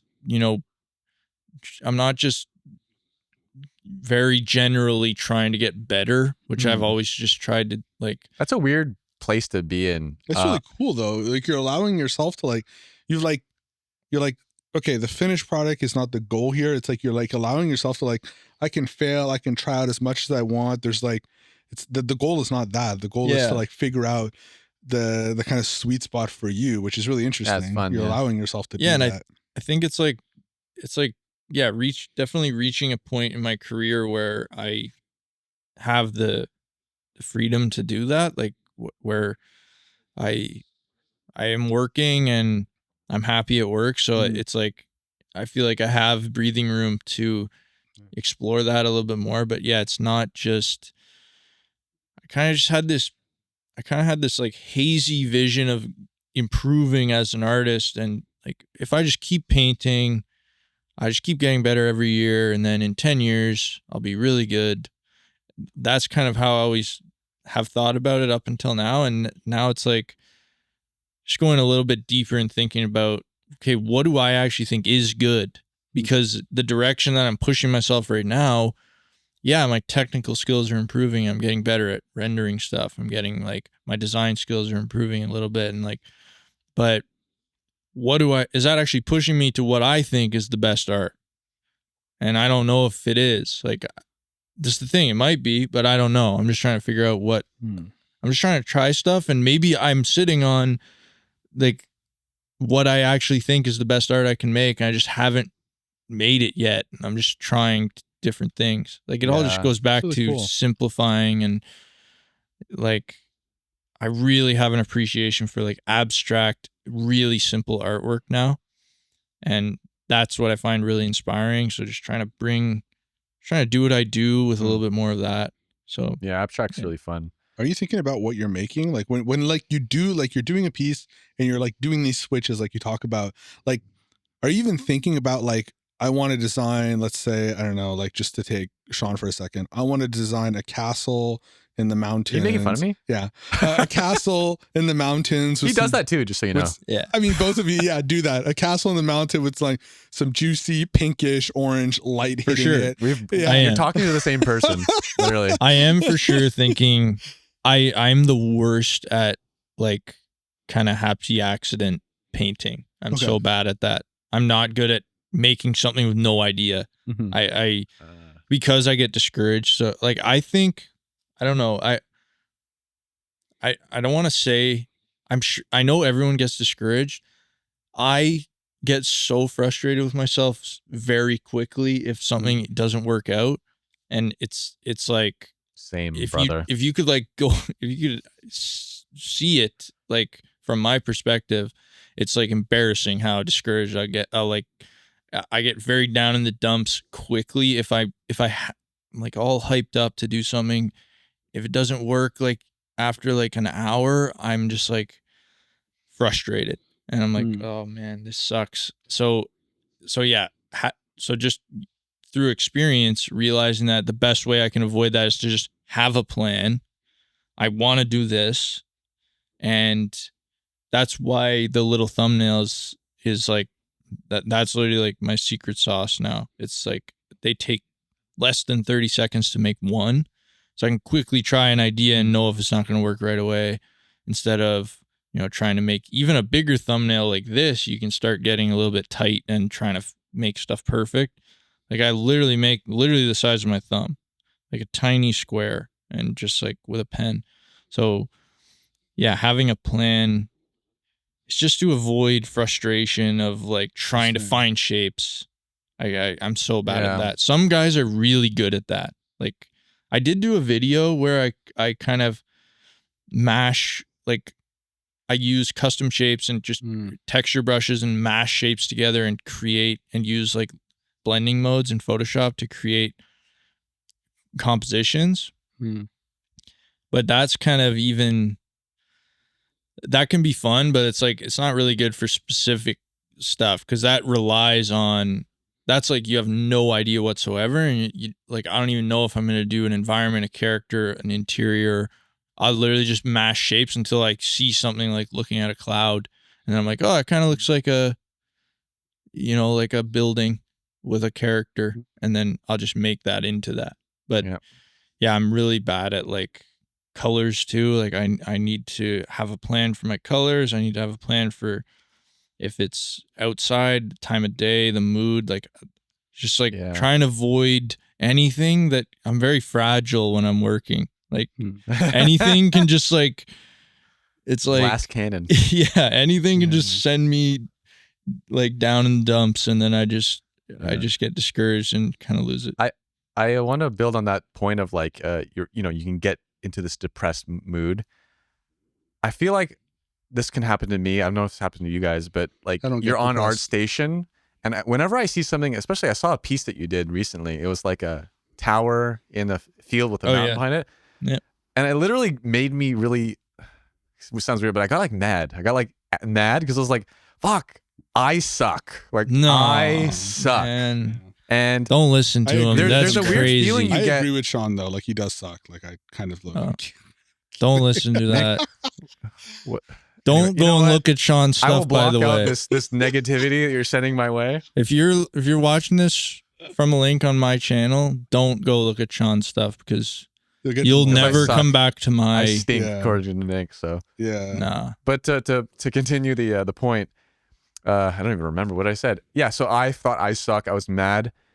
Yeah, like that, and I think it happens to you guys a lot. You see something, you're like, fuck, I suck. Yeah. And then for some reason, you don't approach what you would do in the same way. You'll be like, ah, fuck, okay, well, since he did that, then I gotta go and learn the way that person does, or this thing that I think I should know, and then you kind of roll into hell pretty much. For sure. Yeah. Yeah, and I think it's like deciding how you're gonna interpret. Yeah, that happens to me a lot, especially when you look at a guy like Peter Jablonski or something. Yeah. You know, he released So some good. new thing. You look at it and you're like, you were feeling good about your stuff, and then you're like, oh my God, that is crazy. And then I definitely go through a period of feeling discouraged. Yep. But I think it's like I don't really. Yeah, it just opens a new pathway in my brain where I'm glad to be constantly seeing stuff that's like so much better than mine, because it's just like raising that standard, and even if I can't reach it, like I know it's there, and that's cool. I like the way but you what said is cool, and what's really awesome too is like you might, like you said, you might approach your next thing a little bit differently, and you might just I won't reach his level, obviously, but I might do something and take some inspiration from him, and in one aspect, some small aspect, do something better than I normally do. And I think it's just over time, with consistency, just chipping away, like in those little ways. I think seeing artists way better than you, just like, I think it accumulates. And if you could actually see graphed out like how much it actually makes you better, I think we'd all be surprised at how much it actually is helping us more than discouraging. So like I wish I could remember the guy's name because I want to give him credit, but like, so I did a character a couple months ago, and I did a character, and then for my patrons, and then I started another character, and I did some sketches. They're okay, and I started like adding color and kind of finalizing him. And then I saw this guy on Instagram. I wish I could remember his name. Maybe put it in the description. Yeah, we'll put it in the show notes. Find him. Yeah. And I saw his characters, and they were so unbelievably like weird, unique, crazy, like gestural poses, really like visceral. Like they were unbelievable. He's now like my favorite character artist, and that literally made me throw out everything I had done on this character. I was like, this just like opened something new. And I started just with a whole new perspective, way more gestural, and just kind of taking inspiration. And I'm not even sure if you saw my character versus his stuff, you'd be able to tell. But there's something that happens where it's just like, I know how much better, in my eyes, I know how much better it could be, you know? So that's like why it just, sometimes it happens too. Like you just happen. Is that the antidote to the Dunning-Kruger effect? Maybe. But it makes sense though, right? Because if you think about it, as artists, we go in learning that, like, think of it like a really like open-ended RPG. Like you can spec into agility, into strength, literally so nerdy, whatever you so nerdy, literally whatever you want. And like that's what you're kind of seeing, right? Because some artists, like, they've really mastered gesture, but then you get other character people. It's all about shape and really strong silhouettes and like crazy ideas, and like people just have like these different meters and levels of these different fundamentals and stuff that we all kind of strive to learn. And it's like, that's why it's like when you're learning from an artist, don't go to just like any environment artist. If you want to learn color, look at the people that are doing color the best. They might not be doing composition the best, but if they're doing color the best, like you're learning some crazy cool stuff about color. And then if you want to learn composition, go look at somebody who does really cool out there, maybe really pushes the boundary of composition, and really learn what they've kind of taken. And it's like, because all these artists are different combinations, they're different formulas that kind of get them to where they are. And there's something to learn from that. And this is why you should always get excited with other artists. Like I find it's an opportunity to learn, to grow, and meet them where they're at in your own way, and then help pave new ideas, new directions, and kind of paving the way forward. There's platforms like ArtStation, Instagram, like just for art. I think it's like the collectively the kind of art that we do, like in the gaming industry or entertainment industry, has just gotten so much more prolific, and there's so much more really good artists, and it's just like endless now. It's exponentially because of the amount that is being shared constantly. It's just so, like, some people are like overwhelmed, but it's like, because it's so saturated. Like, you go to ArtStation's trending page, every single piece that you see is incredible. Crazy, yeah. So, and it's someone you don't know. Yeah. It's like, oh, I don't know that person. But I think it's just creating more artists, and I get the angle that there's a lot of competition, but overall, it's just creating a lot more interest. A lot more people are passionate about it, or finding out that they're passionate about it, where otherwise they wouldn't have known. You know, if digital art and like seeing all these amazing artists wasn't as accessible as it is now, there's probably so many people that wouldn't even like think to look at it or look into it. Or I think I've had maybe I can change my tune on it, but I had a very one-sided view on how much competition there is. But like, with more competition, yes, there might be a bigger pool of artists, but at the same time, everyone's learning faster. There's more people to bond with and to connect with. So it's definitely a positive that there's so many good artists now, for sure. Yeah. But like, does it really matter, the competition? Because like, the way I see it is that when you come into concept art, it's not, you don't pick this as a job. Like, if you're coming into concept art and you want to do this as a job, you want to do this as your 9 to 5, one, you probably don't want to be a concept artist. That's like the first thing I would say, because that's not the kind of, that's not what you're signing up for. Like a traditional job, you mean? Yeah, like that's not what you're signing up for. Like, we realistically have come to the conclusion that it's like, you do your job, but we're doing more art, a lot more art sometimes afterwards, because like we already love it. It's already built in. Yeah, you know? We love it. We want to get better, because when you start off as a junior, you want to catch up to intermediates, seniors. Yeah. And then it's also like you're talking about spending the time to find your own voice, exploring that. You can't do that at work. You have to invest so much extra time outside of We'd want to anyway. That's the thing. We'd want to so anyway. If already you don't love it to the extent of wanting to make it your life, wanting to do it all the time, and you're too worried about competition, like, you know, am I doing enough?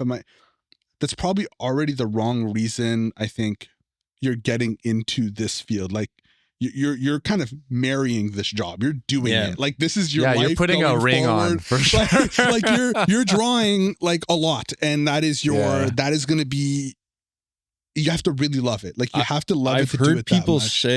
I've heard like students and stuff say, like, kind of like losing the drive because there's just so much good stuff out there. It's like, it just feels so discouraging and overwhelming. It's like, I won't get to that point. They feel like they won't reach the level of like the top people. So it's like, so my attitude was always, well, I understand that, and I feel it too, to a degree, but my attitude was always, well, if I don't try, then I 100% won't reach it. Yeah. It's the Wayne Gretzky quote. Remember that one? Yeah, exactly. You miss 100% of the shots you don't take. Yeah, exactly. So if you don't feel like it's worth it to at least try, that's just a good barrier to entry. Like, you shouldn't try. If you don't feel like, well, maybe there's a small chance that I could get that good, then you probably don't like it enough to stick with it to get that good in the first place. Like, these guys that are so like the world-class guys, that's all they like do. They love it so much. Yeah. It's like, That's all they do. That's all. Like they're literally. Some of them have Sorry, like sketchbooks and they go around. Can we pause? I had a piece so bad. Yeah, sure. We'll do a little pause. We'll edit it. Don't worry about it. Cutting now. So we're back. I just want to actually preface this super quickly about talking about the whole like, maybe it's not for you if you don't want to like do it for that much time. That doesn't mean you don't love art. That doesn't mean you're not passionate about being creative, drawing and painting. There's people that also do this as a hobby and love it. You can love it for 4 hours or you can love it for, 12 hours, 14 hours. And one is not better than the other. It's nope. But for concept art specifically, you need to be okay and love it for very long sessions of 14 hours sometimes. Not every day, but it's very common that we do more than our 60 hours a week because we do so much personal stuff. So you can still have a creative field. You can still do other creative fields. And again, you don't even have to get paid for it. If you love to draw on your free time and you do a different job, whatever. I don't want us to discourage you from doing art. There are plenty of people that, are passionate about art, do it as a hobby, but have no interest in doing it as a job. Like it's nothing wrong with that. And I get it 100%. Like there are some people that feel like they, were more passionate about it before they started working.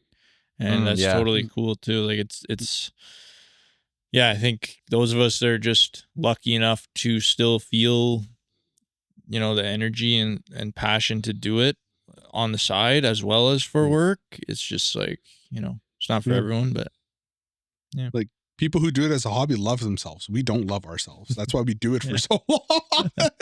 We have so much to prove, right, everyone? If anything, be healthy. Don't do it for this long. No, but it's like, it's super fun. It's I just don't want to discourage anybody and get the wrong idea of what we were trying to say there. For sure. Yeah. So. I think I had a question that I was meaning to ask before. It was about when, like, you see a really good artist and you're like, fuck, and then you want to like become somewhat like them. And I think you gave some great reasons for it. What would you do if let's say you want to get a job? Like, how does getting influenced by other people or looks, like styles and looks that are trendy, influence you? Like, how would you guys, or even me, like, how do we become artists that can survive, obviously, and make a good living, but also like balance it or create a synergy with the part of ourselves that really just wants to express themselves freely? Don't worry about it. That's what I do. I just don't think that far ahead. And Sean, what the hell are you saying? Get away with that nonsense. I don't like, what? I don't know. I genuinely don't know. And I believe it's going to work out. I think you should just go solve the problem. Get out of here. I just believe it's going to work out. Honestly, like I just hope and like, believe in yourself. Yeah. Don't do anything and it'll work out. No, it like, honestly, just make a ton of art. Yeah, that's it. Make art, guys. Actually, it's great advice. It's really good advice. No, I actually think it's really good advice. Make a lot of art and be prolific. Like, get out there, crank them out. Constantly be pushing forward, making new stuff. Like, don't make 4 or 5 good portfolio pieces, throw them up, and then don't make anything for 3 months and just like say like and hope that those are going to carry you somewhere. Like, you got to constantly be pushing more and more. And actually, one of my first interviews at a AAA studio was the thing that the recruiter said that interested him in me was not just like my portfolio, but I guess he'd been following me for a while, is that I regularly updated my portfolio, removed old stuff that I felt didn't represent my current best, and constantly updating and pushing and like working a ton, like especially at the beginning of your career. Like I find myself wanting more of a work-life balance now where I don't necessarily want to grind like 16 hours a day just drawing and painting, but back then, it was like there's always something the strides you can make in the early part of your learning stage, like the strides are much longer because there's so much more for you to learn. So I just felt like there was so much for me to learn. So I just was always drawing, always trying to tackle some new thing that I was trying to learn, trying to improve at. Now it's like, as you get better and better, you have to be more specific about the stuff you want to improve on, because, you've got your fundamentals up to a good enough level where it's like, okay, now I can improve a little bit on color. Like now I'm really getting specific about like this kind of design language. But in those early days, it's just like, you have to draw a ton to get really good. So Yeah. I just felt like I knew that. And I said, well, I'm just going to draw as much and paint as much as possible every day. And like, while I have the energy, while I'm young, while I don't have, like, when I was studying like in Montreal, I had the time. I took a couple of years off to study. I wasn't working. I just said, this is the time to do it. So I'm just going to, like, this is all I'm going to do.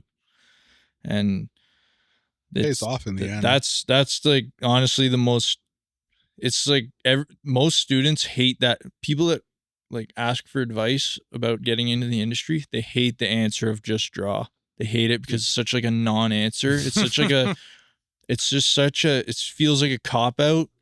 It's like, okay, it's just like you're trying to just give me an easy answer, but it's like, honestly, I don't know what else to say. Like I can't tell you how you're gonna make. You can't stuff. avoid the work, Yeah. That's kind of the point of that answer. It's like, if you are thinking of a way to get to your result fast, that answer kind of like, kind of slaps a bit of reality into the person. And there's just like, there's more specific things. Like I'm not like, I don't really know how to teach art fundamentals, and I don't really know how to communicate everything I do.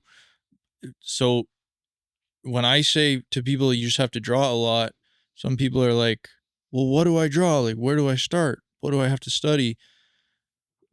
When I say draw a lot, part of me is a bit of a lazy answer, because part of me is like, well, you just have to start drawing and figure out that stuff. Like, figure out what you need to work on it, because I don't know.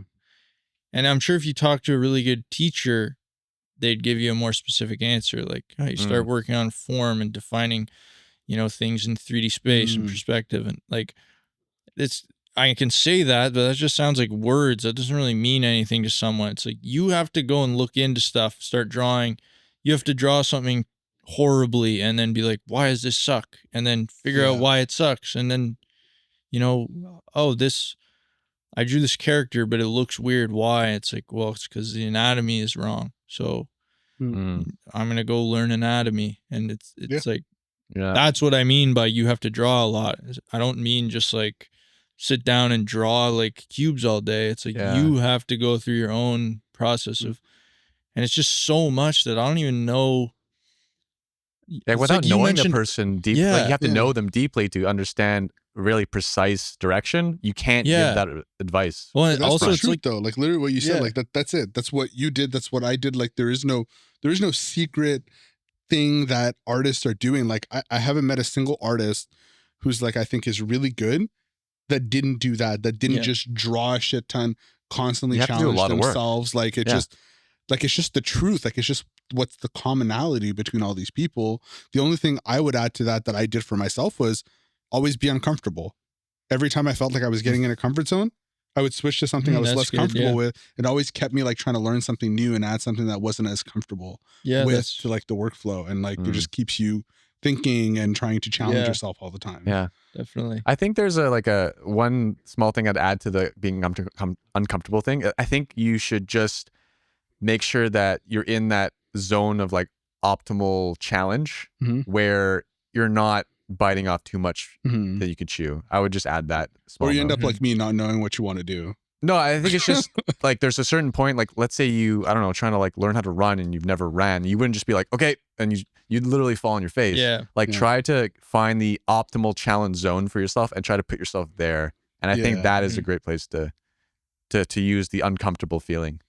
Yeah, I think what I mean by uncomfortable, sorry, I guess to give a more specific example, is if I was doing, let's say in studio, like a ton of line work, and I felt like the jump in my improvement was starting to lower, then it'd be like, okay, how about I focus my efforts a little bit on perspective, which I'm maybe not as comfortable with. I'm still doing line work in perspective, but now the goal is the perspective itself. And then like I'm always like kind of jumping to something, so it always the learning is fresh, and then you would see the jumps every time you'd switch, because you'd always go to your area you were least comfortable with to keep jumping those fundamentals around. Like that's kind of more what I mean, not specifically like just throw yourself like out. No, I just want to clarify, because for me that uncomfortable as a word is very like, oh, what do you mean? Like, do I have to just be like, fuck, this is really shitty? Like, by uncomfortable, I mean like it's not easy to you. It's challenging you in some way. Like you're like there's a comfort in your workflow. There's like a sense of comfort when you've done the mountain 20, 50, 70 times that you guys have done the mountain. Like there's a level of comfort, and like you know how to start and do a mountain compared to students who maybe haven't done a lot of landscapes, haven't done like it's uncomfortable. Like, how do I start this? What are the shapes of the mountain? Like you need to learn that. You need to develop that. You can be forced into that too a lot. Like I still find myself regularly like, look at a task or something that I start having a lot of difficulty with. And I kind of realize like, holy shit, I suck at doing this kind of design. Or like, and then I'll just do that like on my iPad on the couch, like for the next week. Like I'll just work on like I'm like, wow, I really don't understand like, I really don't understand like local colors versus sunlight, like in early morning settings. And I just, like, how do I get that really nice lighting effect? Like once I actually try and execute it, I might be like, wow, this is way harder than I thought. Then I'll like, do studies and like watch demos of people painting in those lighting situations. And so, I think that's important. Like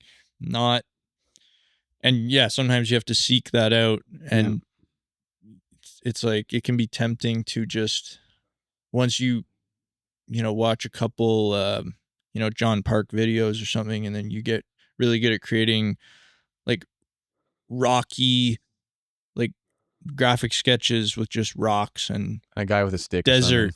You might get really good at those, and they look awesome, and you get really good. But what, are you just gonna keep doing those? It's like, eventually I'm like, okay, well now I'm gonna try add some architecture in here. And then that becomes 10 times more challenging. That happens at work. Like they're not going to ask you for a guy with the stick on raw. Well, they might, and then they might for like a mood of like a landscape, and then it's like a bonus. You're like, oh man, this is awesome. We've all mastered do this so much. But they might also be like, hey, I need a wizard's tower that's broken and overgrown. You're like, what does a wizard's tower look like? Oh shit, you need to challenge yourself. The thing about like drawing a lot too is like, what I was gonna say is like, the reason it's so hard to answer, to be more specific than that, is because like I don't even know. You mentioned this earlier. I don't even remember. It's like a blur of how I got to this point. I see what you mean. It's like very chaotic. It's not like I look back and I'm like, okay, in 2014 I was studying perspective, and then I just studied that for 2 years, and then I was adding in some like values and lighting, and like I don't remember it as being like a path that I just like followed step by step. It's very chaotic. It's like ups and downs, feeling like I suddenly feel like I'm really good at this thing, and then I realize I'm terrible at this thing, try and get good at that. How do I get good at that? It's like there's a whole more chaotic, just like trying frantically to find sources to also to teach me in a way that like resonates with me. Not everyone responds to like the same kind of, teaching, and some people see things in terms of lines. Some people see things in terms of shapes and like values. So it's like very hard to say how. I think most people feel like their progression to become professional is like pretty unique to them. And like they had some kind of experience that was weird, like not what they expected, or might sound weird to someone, like just learning through like unorthodox methods, or not following the traditional stuff. No, there's tons of different ways. Yeah. So maybe like the question, like, because we were talking about like somebody's asking like, what should I do? And the answer is just draw a lot. Like, I think, the overarching answer, the best general answer we could give anybody is draw a lot. That's true. And I think every student needs to accept you need to draw a lot. But on that journey, if you want better help, the question you should be asking, instead of what I should do, because we all know what you should do, draw a lot, you should ask a question related to where you are now. Like, what blockers do you have now? What is your wall that you're currently trying to overcome? Because then, like, whether you're asking Grady, you're asking me, you're asking Sean, whoever, we can actually help you. Like, what is this wall that you're at? Because we've probably encountered a similar wall, instead of just being like to tell you to draw a lot, because you should know to draw a lot. Everybody says it, but maybe you don't know how to get through this wall. Maybe you don't know this. It can be tough though, because some people don't even know what is blocking them. Some people, it's to the point where they're like, every time I try and draw this landscape with a village, it looks bad. Why? Sometimes and the reasons are like that. 10 things or and more. I can't say, like, there could be a ton of things. Like I might ask, well, can I see it? And they show me. I'm like, okay, well, like your horizon line's here, so the perspective is with the buildings is a little off here, and make sure there's vanishing points, and values, structures a little bit, it looks flat, and like that inundation of information is just like very overwhelming. So then, like, it's just, it sounds like vaguer answer could be better at that point. Like something more vague, like, oh, well, take this class, try taking a class, and then see how you feel about it. Rather than trying to dissect everything they made. Then it's not helpful at that and that's point. when I feel like I that's why I try and like always give up a little disclaimer that like I'm not, with my, for example, my Discord and my Patreon, like I'm not trying to do like a course or like instructional, like step-by-step teaching or anything, because that once you get into, like, if I'm going to actually give you steps to how to improve, for example, a village, like in a landscape, then we're getting into stuff like, okay, let's like draw a horizon line, let's draw a grid, put vanishing points, and then just practice like placing cubes. Like, that's what I would say, probably just get used to putting things into perspective, like cubes, and then think about, and then build those cubes, like make extrusions and make them into buildings, and like practice drawing those weird kind of strange shapes in perspective. Like, that's not my strength. So that's why I just say, like, it sounds like I'm leaving. Once people ask me that, it's like, I'm like just leaving you out to dry. I'm like, go figure it out, draw a bunch, and if you get stuck, just find a source that's not me. Yeah. Like, that's what it sounds like, but that's okay though, right? Because there's different teachers for different stages in the art. Like, the questions we ask each other are not the same as those beginner questions. Like, if I ask Sean a question, it's going to be like really specific. Hey, I'm struggling with like specifically, how do I do like overcast clouds if it's an environment question? I'm not going to ask him a gun question, but I'm going to ask him an environment question. But I assume that you know fundamentals, so I can speak to you with like different words. So it's going to be so specific when I'm asking him. Or if it's, let's say, a gun, I might just be like, I'll ask somebody who's really good at model, I'll be like, hey, like, I'm trying to model these really angular kind of panel line shapes. I'm struggling. Like, what is a trick to angle this specific style of thing? I know how to model generally. It's like this one roadblock. So there's different teachers for different stuff. So maybe like you teach and you're better at like those detailed, like more advanced stuff. I think you're right. It comes down to, you like, also have, like, sorry to interrupt you. You seem to be really good at the philosophical and the inner work. That's what interests me more. It's like I find fundamentals and technical stuff pretty dry. Like, for me at least, I know it's insanely useful. It's much more applicable to everyone. If I were to just do like a course, like, today we're going to learn perspective, and I'll show you how to render like a sphere, and then I'll show you how to use that to like paint an apple. That's useful and applicable. I just find it dry, and I don't really want And the other thing too is like it's a confidence thing on my end too. Like I know there's really good teachers out there. Yeah. And I don't have the confidence to it just goes like back to that still feel like I'm learning a lot of stuff, and it feels weird to teach people because I'm like, well, what if this It never leads goes them down away though, is the thing. Yeah. Like me and Nick, we teach, you've taught before, but like you teach on YouTube, maybe you mentor people. Yeah. Like I remember in class, like last week, like I was like choking on my words because I was like, I just can't explain this part of the lesson properly. Mhm. And at the end of the day, like no one's going to be like the best at everything you teach. Like you're always on a journey. And I think if the students know that, or the people that they know that, they're actually more open to you anyway. So I find it much easier to like the fundamentals mainly is the part that like I try and avoid. Like you said, when people are more advanced and they're familiar with, like if they have solid fundamentals, it's much easier for them to show me like an architecture design and say, what do you think about this? Like, I want it to be like, you know, like I don't know, I want it to be like a Japanese like influence, like feudal Japan kind of feel. And then I might just from my experience and because they're more advanced, I don't have to worry about perspective and stuff. I'm much more comfortable saying like, okay, well, maybe some of these shapes are giving a little bit of a Viking kind of thing, and show some references and see like see the subtle differences, and that's much easier for me to kind of give feedback on than it's just much easier for everyone. I think teaching fundamentals is like very overwhelming to me, so like it's like it's a whole other like way of thinking, because like there are so many artists that are instinctually good at fundamentals and never had to think about it.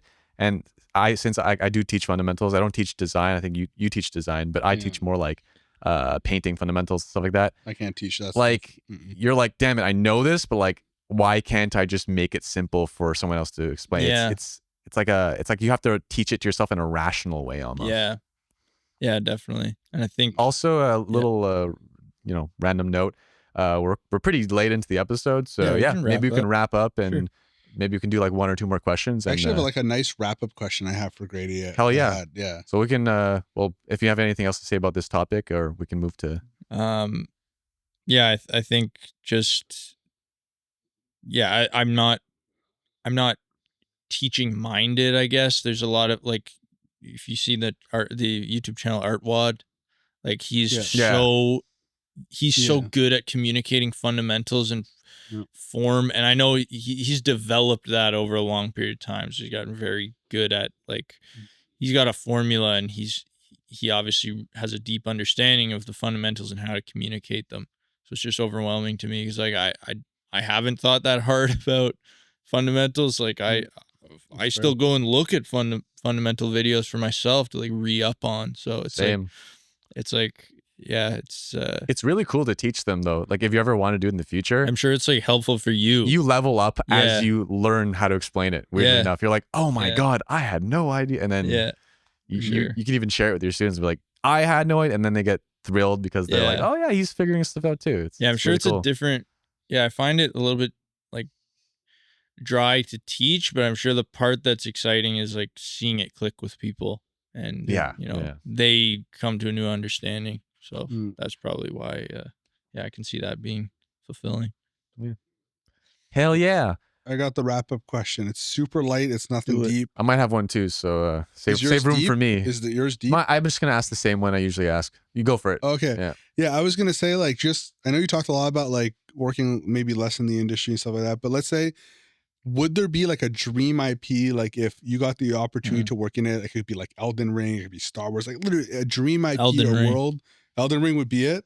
I think so. Yeah. Okay. Damn, nailed it. Okay. Yeah. Elden Ring, maybe. I mean, any kind of Souls thing. Is there a reason for it? Dark Souls 4. Okay, if we're talking games, if we're talking like just IP, any IP. Okay, this isn't really an IP, but my favorite director is Robert Eggers. Okay. And if I ever could somehow do some kind of viz dev or mood for, I would like I'd be so psyched to work somehow on a Robert Eggers movie, Nice. and just like, because I think he's a genius. But yeah, games wise, Souls, Elden Ring, I love them because more about the world building, not even like the art style. It's more the atmosphere of the games is so like heavy, and it's like kind of ambiguous and minimalist with the storytelling. It's really like poetic. It's just so cool. It just has like, you play those games, it's just such like a heavy atmosphere, and like about everything in the game, the voice acting, the actual visual atmosphere, the creature design, the character design. It's just like so artistic. And I feel like it has that in a way that I'm sure there are games I don't know about, but I like to that level of like kind of artistic sensibility. It's just like the highest quality, I think. So that would probably be it. Elden Ring. That's awesome. If they're making Dark Souls 4, it's great. Miyazaki, please. Yeah. Please. Yeah. Hopefully. No, I don't do enough. I should like completely revamp my portfolio to specifically like be more, because I do too much like, honestly, I do too much like happy looking stuff, and that doesn't fly in Elden Ring. Yeah, I guess it's got to have that dark fantasy, mature. It's got to be brutal. Tone. Yeah, brutal. Yeah. So what's your question? Yeah. So it's a typical question to end the podcast with. What do you think makes a great concept artist? Depression. Man. Depression. Needing to prove yourself. I think, I think being self-aware and honest about what you're bringing to the table, and being a good communicator, I think is huge. If you're talking about like in the industry, being self-aware about where you're at, being open to criticism, and being open to communicate, even if you have criticism of, even if it's to one of your superiors, like just being open in communication is huge for me. That's always served me really well. And just being honest, and I think the self-awareness thing just comes down to knowing where your strengths are, sticking with what you're good at, especially if this kind of just goes to like industry. Like if you're actually working, don't try and like learn like as you go. Like you're hired to do something that you're hired for a reason. It's because they know you're good at something. So just do what you're good at and understand what your strengths are. That's what I think. So they don't hire you and lie to you and tell you you're good, but they don't believe it just so they can mock you. No, you make my answer sound stupid. Ditch, literally.